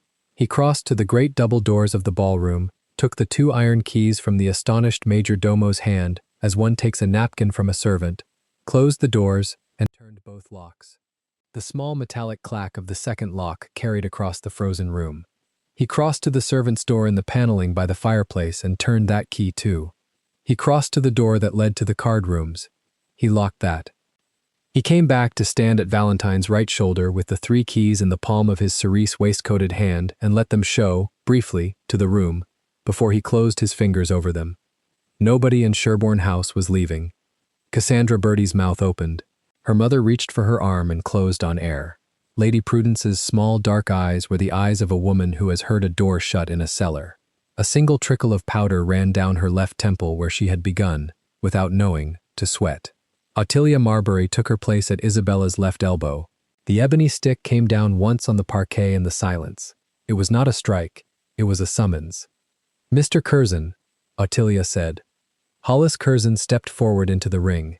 He pushed the silver spectacles up his nose with 1 long ink-stained finger. He opened the leather portfolio flat on top of the ormolu table that a footman, at a look from Silas, had carried into the ring and set down in front of him. He took out the first document. It was a heavy parchment tied in scarlet ribbon and stamped with the seal of the Lords in red wax the size of a crown piece. The clock over the mantel began to strike 11. Curzon waited. He waited through each of the 11 small, deliberate strokes. He waited until the last bronze note had died into the crystal above their heads. Then he cleared his throat once, dryly, and lifted the parchment into the light, and prepared to read. Across the ring, Isabella Anson stood inside the Earl of Fanshawe's coat, with her copper hair down her back, and her hand still gently held at the collar of the coat by his, and she did not lower her eyes. Somewhere behind her, in the front rank of the Tun, a young woman in rose silk with a sapphire brooch at her feet realized, for the first time in her 19 years, that she had misjudged the room. The silence in the Sherborne ballroom was of a particular kind. It was not the silence of a room that had run out of things to say. It was the silence of a room that had suddenly understood it must listen. Valentine Marbury did not raise his voice. He did not need to. He stood at Isabella's shoulder, his coat still around her, one gloved hand resting lightly at the small of her back where the torn seam of the gray gown gaped, and he addressed the ton in the same even tone he used in the Lords. "Curzon." The solicitor stepped forward from the doorway. He carried the brown leather portfolio under his left arm, as he always did, and his round silver spectacles slid a quarter of an inch down his nose as he bowed to the Dowager Duchess of Sherborne. Lady Attilia inclined her head once, the white heron plume in her black turban dipping like a signal flag, and Hollis Curzon unfastened the portfolio's clasp with fingers that had, in his youth, been called clumsy and were now the most feared fingers in Lincoln's Inn. He drew out 3 documents. He arranged them on the small ormolu table that a footman had set at the center of the parquet, without being asked, in the exact spot where Cassandra Bertie had let the sapphire brooch fall. "My lords, my ladies," Curzon said. His voice was thin and dry as old paper, and it carried. "I beg the room's indulgence for the space of 4 minutes." Nobody moved. Curzon lifted the first sheet. It was heavy vellum, sealed with red wax already broken, and the ribbons that hung from its lower edge were still tied to the pendant seal of the House of Lords. By a unanimous vote of the peers spiritual and temporal, sitting in judgment upon a petition laid before the House on the 14th day of this month by the Earl of Fanshawe, the attainder pronounced in the year 1816 against Edmund Charles Anson, 9th Viscount Anson, is this evening lifted in full. His name is restored, his titles, his estates in Hertfordshire and in Devon, and the entirety of the Anson patrimony are settled upon his only lawful issue and heiress general. Curzon paused. He turned his round eyes, without expression, toward Isabella. "Miss Isabella Anson, Viscountess Anson in her own right." Somebody in the third rank drew a sharp breath. It sounded, in that stillness, like a slap. Lady Prudence Bertie, who had been leaning on her husband's arm since Cassandra's cry, lifted her free hand very slowly toward her mouth, as if she were checking that her mouth was still there. Sir Rowland Bertie did not move at all. His round red face had gone the color of tallow. Isabella did not look at either of them. She looked at Curzon. She listened. Curzon set down the first sheet and lifted the second. This one was smaller. Its wax was black. "Further," he said, in the same dry voice, "the same investigation has established, upon documentary evidence lodged with the Crown, that the forged correspondence upon which the attainder of 1816 was procured was the work of 2 hands. The hand of the late Colonel Ambrose Trench, previously supposed sole author, and the hand of his son-in-law and principal beneficiary, Sir Rowland Bertie, of Berkeley Street, Baronet, whose signature appears upon 3 letters of credit drawn against the forged estate." The word broke over the ballroom in a low hiss. "A bill of indictment for conspiracy against the Crown, and against a peer of the realm, has this evening been laid, in the name of His Majesty, at the door of Sir Rowland Bertie. Officers of the Bow Street magistracy are, at this moment, in the mews of Sherborne House." Lady Prudence made a small sound. It was not quite a word. Sir Rowland's knees folded very gently, as if some string that had held him up had been snipped, and he sat down on the parquet with the neat, surprised air of a man who had not planned to sit. No one moved to help him. Curzon set the second sheet beside the first. He lifted the third. This paper was thicker. It was folded twice, and the seal upon it was the signet ring seal of the House of Fanshawe, the same seal Valentine wore upon his left little finger. Curzon did not need to hold the paper close to his eyes to read it. He knew every word. "Executed at Lincoln's Inn, on the 9th day of August, in this present year of grace, 1818, and lodged with the Court of Chancery upon the 11th of the same month. A contract of marriage between Valentine Robert Ashcombe Marbury, 13th Earl of Fanshawe, and Isabella Cordelia Anson, spinster of the parish of St. George, Hanover Square, the said contract to take full and immediate effect from the date of execution, and to be solemnized at such time and in such church as shall please the parties, the marriage being in all points already valid at law." He lowered the paper. Signed, sealed, in force, these 3 months passed. Isabella did not look at Curzon now. She looked at Valentine. He was already looking at her. His gray eyes, which the Tun had for 12 winters called impassive, had a quality in them she had seen only once before, in the garden at Anson House, on a June morning, when she was 18, and he had asked her a question, and she had said yes. She did not move her face, she did not need to. He read her. Curzon closed the portfolio. He stepped back 1 pace. His work, for the moment, was done. Valentine turned then, at last, to face the Tun. He did not turn away from Isabella. He drew her, gently, so that she stood at his side within the circle of the coat, and he set his gloved hand over her ungloved one, where it still held the torn edge of the gray silk at her collarbone. His hand was steady. Hers, he could feel, had not trembled once. He spoke to the room. "You have just struck," he said, "the Countess of Fanshawe." The word landed in the ballroom, the way a great bell lands at midnight. It traveled outward from the parquet in rings. It reached the musicians' gallery. It reached the double doors, where Lord Silas Hervey stood with his back against the polished mahogany and the key of the lock turned in his gloved hand. It reached the far corner, where the Dowager Duchess of Sherborne sat upon her carved chair, with her ebony cane across her knees, and her thin lips pressed into the faintest possible curve. Cassandra Bertie had not moved since her hand had come down upon Isabella's cheek. She stood, still, in the center of the ring the Tun had left around them. The pink ostrich plume in her hair trembled once, without her ordering it to. Her rose velvet mask hung by its ribbon at her elbow. Her small mouth, that had been shaped for the last half hour into the perfect O of righteous accusation, opened now for a different purpose and produced no sound. Valentine looked at her. He did not raise his voice for her either. "Miss Bertie," he said, "attend." She attended. Her whole body attended. Everything in the room attended. "You have this evening laid hands upon my wife. You have called her thief and fraud before this company. You have torn her gown in the sight of the Tun. The law provides for such things. The law provides, in particular, for a lady of your father's rank who has struck a peeress of the realm, and it provides more sharply still when that peeress is the wife of the man who holds every letter of credit your father has drawn upon the city these past 2 years, to the sum of £42,000 sterling. He let the number sit in the air. You will therefore choose Miss Bertie, and you will choose within the space it takes me to draw the next breath. Cassandra's blue eyes went from Valentine's face to Isabella's face, and back. She did not seem in that moment to be seeing them. She seemed to be looking at some other room, in some other life, in which she had made a different set of decisions.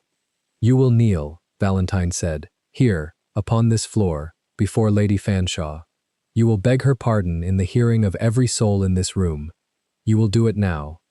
Or before the sun is up, your father will be taken in irons to the Fleet upon the bills I hold, your mother will be turned into the street by the bailiffs I have retained, and the name of Bertie will be struck from every list that matters in this kingdom before breakfast is served in Belgravia.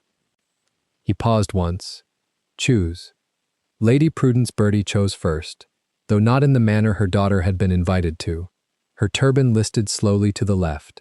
Her hand at her mouth went boneless. She folded very neatly, with a small sigh that was almost polite, and Sir Rowland, who was already upon the parquet, put out one thick arm to break her fall, and succeeded only in receiving her weight upon his shoulder.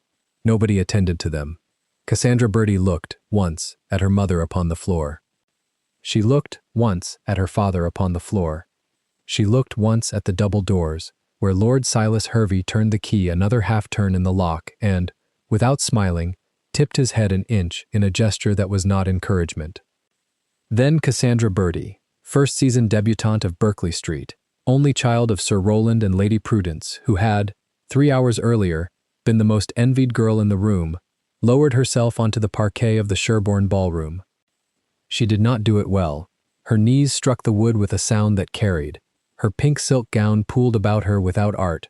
Her rose plume tilted forward over her forehead and stayed there.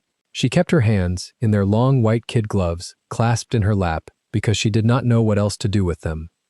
She looked up at Isabella. Isabella looked back at her. Isabella did not step forward. She did not step back. She stood inside the Earl of Fanshawe's coat with her copper hair down her back and her ungloved hand at her collarbone, and she looked down at Cassandra Bertie without any expression at all, and it was, Silas Hervey would later say to his own wife, the most terrifying thing he had ever seen a woman do in a drawing room. Cassandra opened her mouth. She said. Her voice failed. She tried again. I beg your pardon, Lady Fanshawe. Isabella did not answer. I beg your pardon, Cassandra said, more loudly now, because Valentine had shifted his weight by a half-inch beside Isabella, and Cassandra had felt it as a wall shifting. For what I said, for what I did, for the brooch, for the gown, for every hour of these 2 years, I beg your pardon of you. Isabella tilted her head, one small degree. She did not speak. I beg your pardon, Cassandra said a third time, and the word came out at last as it was meant to come out, thinly and true, and I have no right to ask it. Isabella allowed the silence to hold for the space of 3 breaths. Then she inclined her head. Once. Precisely. I have heard you, she said. That was all she said. It was enough. The ton, which had come to Sherburne House expecting a masquerade and had been given, instead, a judgment, understood the shape of what it had witnessed. Cassandra Bertie was not forgiven. She was not damned, she was heard. It was the coldest mercy the room had ever seen dispensed, and it was dispensed by a girl in a torn gray gown, and every matron in the 3rd rank filed it away for later use upon her own daughters. Lady Attilia Marbury rose from her carved chair. She did not hurry. She never hurried. She placed the tip of her ebony cane once, twice, upon the parquet, and the sound carried in the way that a small hammer carries in a great courtroom, and the ton parted for her without being asked. She crossed the floor. She stopped 1 pace from Isabella. She looked once at Valentine, and the corner of her mouth softened by the width of a hair, and then she looked at Isabella, and she did the thing that no living soul had seen the Dowager Duchess of Sherborne do since the funeral of her husband 19 years earlier. She curtsied. It was a very small curtsy. It went no lower than the strict etiquette between a Duchess Dowager and a Countess required, but she did it, in front of every peer in the room, before Isabella had put on so much as a glove, and when she rose, she said, in her low, dry voice that reached every corner, because Ottilia Marbury had learned in girlhood how to be heard, Welcome home, Lady Fanshawe. The ton, then, did what the ton must do when Ottilia Marbury has done a thing first. It curtsied. It bowed. It did so in a long, soft ripple, front rank and back rank together, and the sound of silk moving against silk was, for a moment, the only sound in Sherburne House. Isabella did not curtsy in return. A peeress does not curtsy to those who curtsy to her. She inclined her head, once, to Lady Attilia. She inclined it, once, to the room, and she permitted, at last, 1 small breath to leave her chest. Meg Hervey Anson came forward then, from the small door beside the musicians' gallery, where she had been standing since Curzon began to read. Her white linen cap was very straight. Her hands, calloused from 40 years of needlework, were quite steady. She reached Isabella, and she said only, My lady, if you will come with me. Isabella went with her. Valentine did not follow. He turned instead to Silas Hervey at the doors, and to Curzon at the ormolu table, and the 3 of them, without speaking, arranged the last practical matters of the evening, in the manner of men who had rehearsed this dance, in a study in Grosvenor Square, many nights running. Silas unlocked the double doors and admitted, from the vestibule, 2 officers of the Bow Street magistracy in their scarlet waistcoats. They collected Sir Rowland Bertie from the parquet with a courtesy that fooled nobody. They collected Lady Prudence with more difficulty, because she had not entirely returned to herself, and a footman was permitted to assist. Cassandra was left where she knelt, for the moment, because Valentine had not yet decided what to do with her, and because the ton had not yet finished looking at her. Upstairs, in the yellow drawing-room that Lady Attilia had ordered prepared 3 weeks before, Meg Anson closed the door behind them and turned the key in the lock and put her back against it, and permitted, for the first time in the evening, 1 tear to run down her round enrured cheek. Then she wiped it with the back of her hand and she said briskly, Now, my lamb, off with that. The gray silk went into the fire. Meg would not let it be kept, and Isabella did not argue. It burned quickly, being cheap stuff, and the torn seam curled first, which pleased Meg in a way she could not have explained.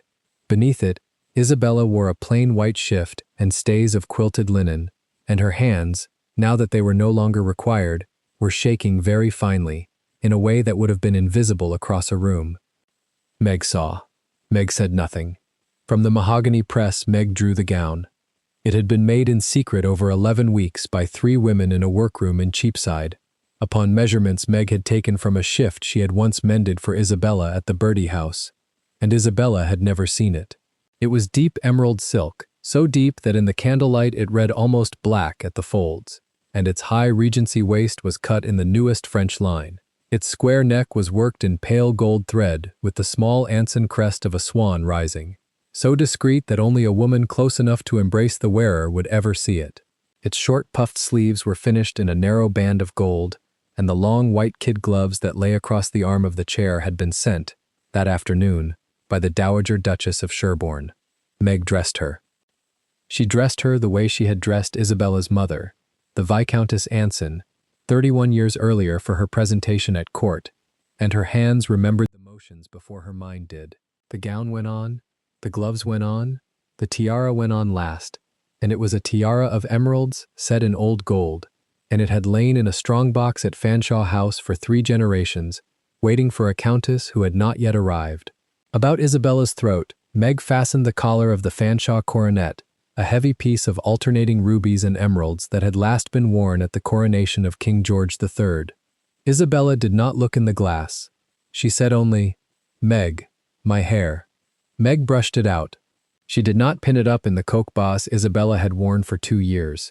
She dressed it in the loose Grecian knot that had been the fashion of Isabella's Mother's Day, and she left, at the nape, a single loose curl of copper that Valentine had, once, in a garden in the summer of 1815, wound round his finger and not asked permission to wind. Isabella looked in the glass then, only once. She saw a woman she did not entirely recognize, and she permitted herself, for the space of one breath, to think that her mother would have known this woman at first sight. Then she straightened her shoulders. She put on the black lace mask by its ribbon, upon her wrist, not upon her face, for she had finished, this evening, with masks. She turned toward the door. Meg opened it. At the head of the marble staircase, Valentine was waiting. He had removed his own black mask. He wore the charcoal Weston coat and the pearl gray waistcoat and the sapphire pin at his cravat, and the signet ring of Fanshawe caught the candlelight upon his gloved little finger, and when he saw her, he did not smile in the way that men in ballrooms smile. He did something quieter than that. He drew a single breath and he held it for 1 moment before he let it out, and Isabella, who had known him since she was 17 years old, understood in that moment more of what he had done in the last 3 years than he had ever told her in words. He offered his arm. She placed her gloved hand upon it. They descended. The ballroom, when they reached the double doors, had not entirely settled. Cassandra Bertie had been permitted, at last, to rise, and had been drawn aside by a footman to a small chair against the far wall, where she sat with her plume broken, and her gloved hands clasped in her lap, and her blue eyes upon the parquet. And no one spoke to her, and no one, for the remainder of that season and the next, ever would. Her parents were already gone from the house in a closed carriage under the escort of Bow Street. Word had reached the front rank by way of Silas Hervey that a warrant of banishment had been signed for the family upon articles of the peerage, and that Miss Bertie herself would depart at first light for the property of a distant cousin upon the north coast of Cornwall, from which polite English society is not, as a rule, ever again heard. The room fell silent when the double doors opened. Valentine did not permit a footman to announce them. He preferred, he had said to Silas earlier in the evening, that the ton should look and understand for itself. The ton looked. The ton understood.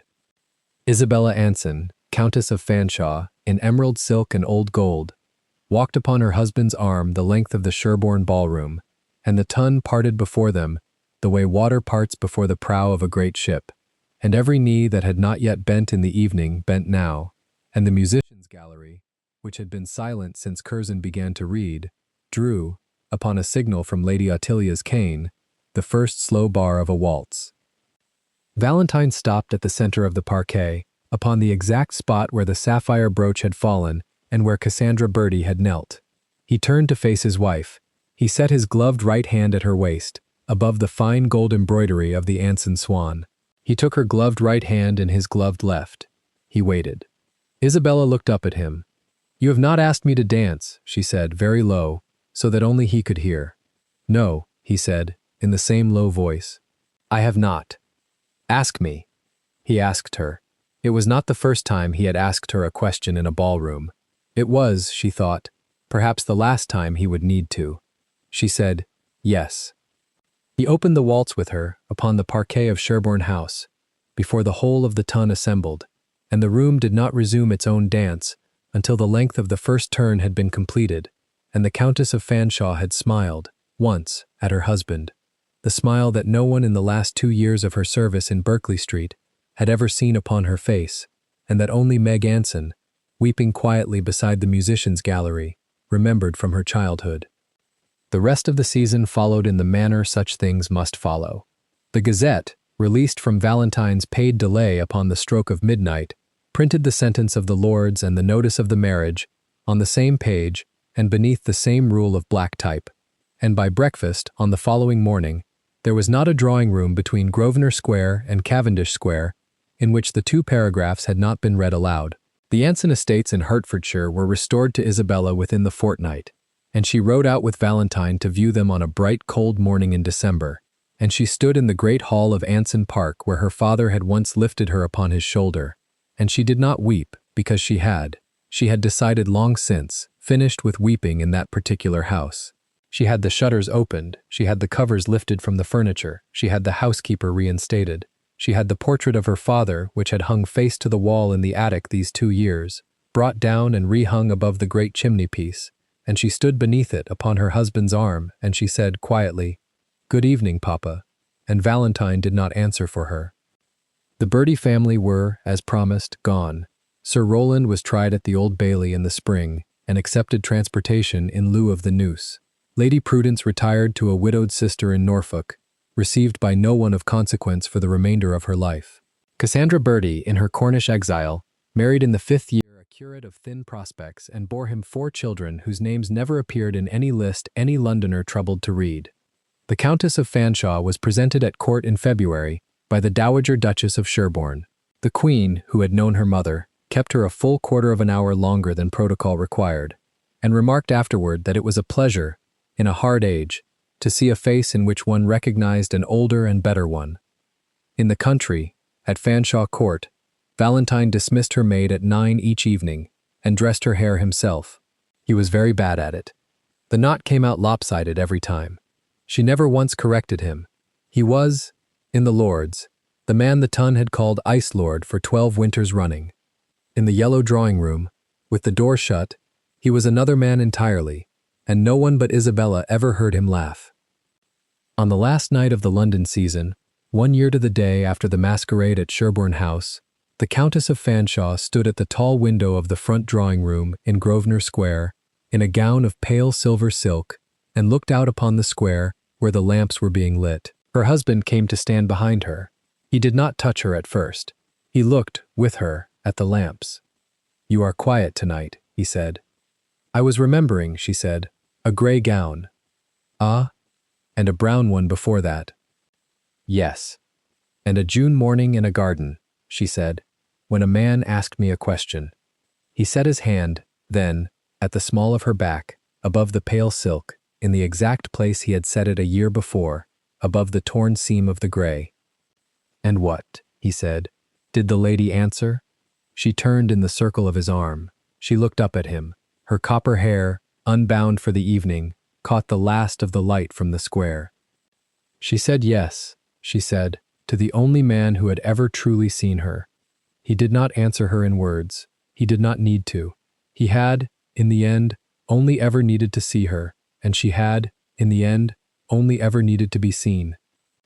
Outside, the lamplighter moved on toward Brook Street, and the lamps came up one by one along the west side of the square, and in the front drawing-room a lady in silver silk stood within the arm of a lord in charcoal wool, and she was, at last, at home. And that, in the end, was all she had ever asked. If this story moved you, stop for a moment and reflect. Have you ever, like Isabella, worn a plain brown dress in a room that measured you by silk and pearls, and kept your back straight anyway? Is there a truth about you, a name, a past, a worth, that the world buried behind forged rumors and never bothered to weigh again? And when the moment finally comes and a signet ring is turned in the candlelight on your behalf, Will you receive that justice standing, in silence, the way an Anson receives what was always hers? Tell us your experiences and feelings in the comments. We read them all. And if you believe in stories about dignity restored in public, patient love that keeps its promise in the dark, and justice that walks in wearing black wool and never raises its voice, leave a like. Be sure to subscribe to the channel and click join to become a part of our community and help the channel.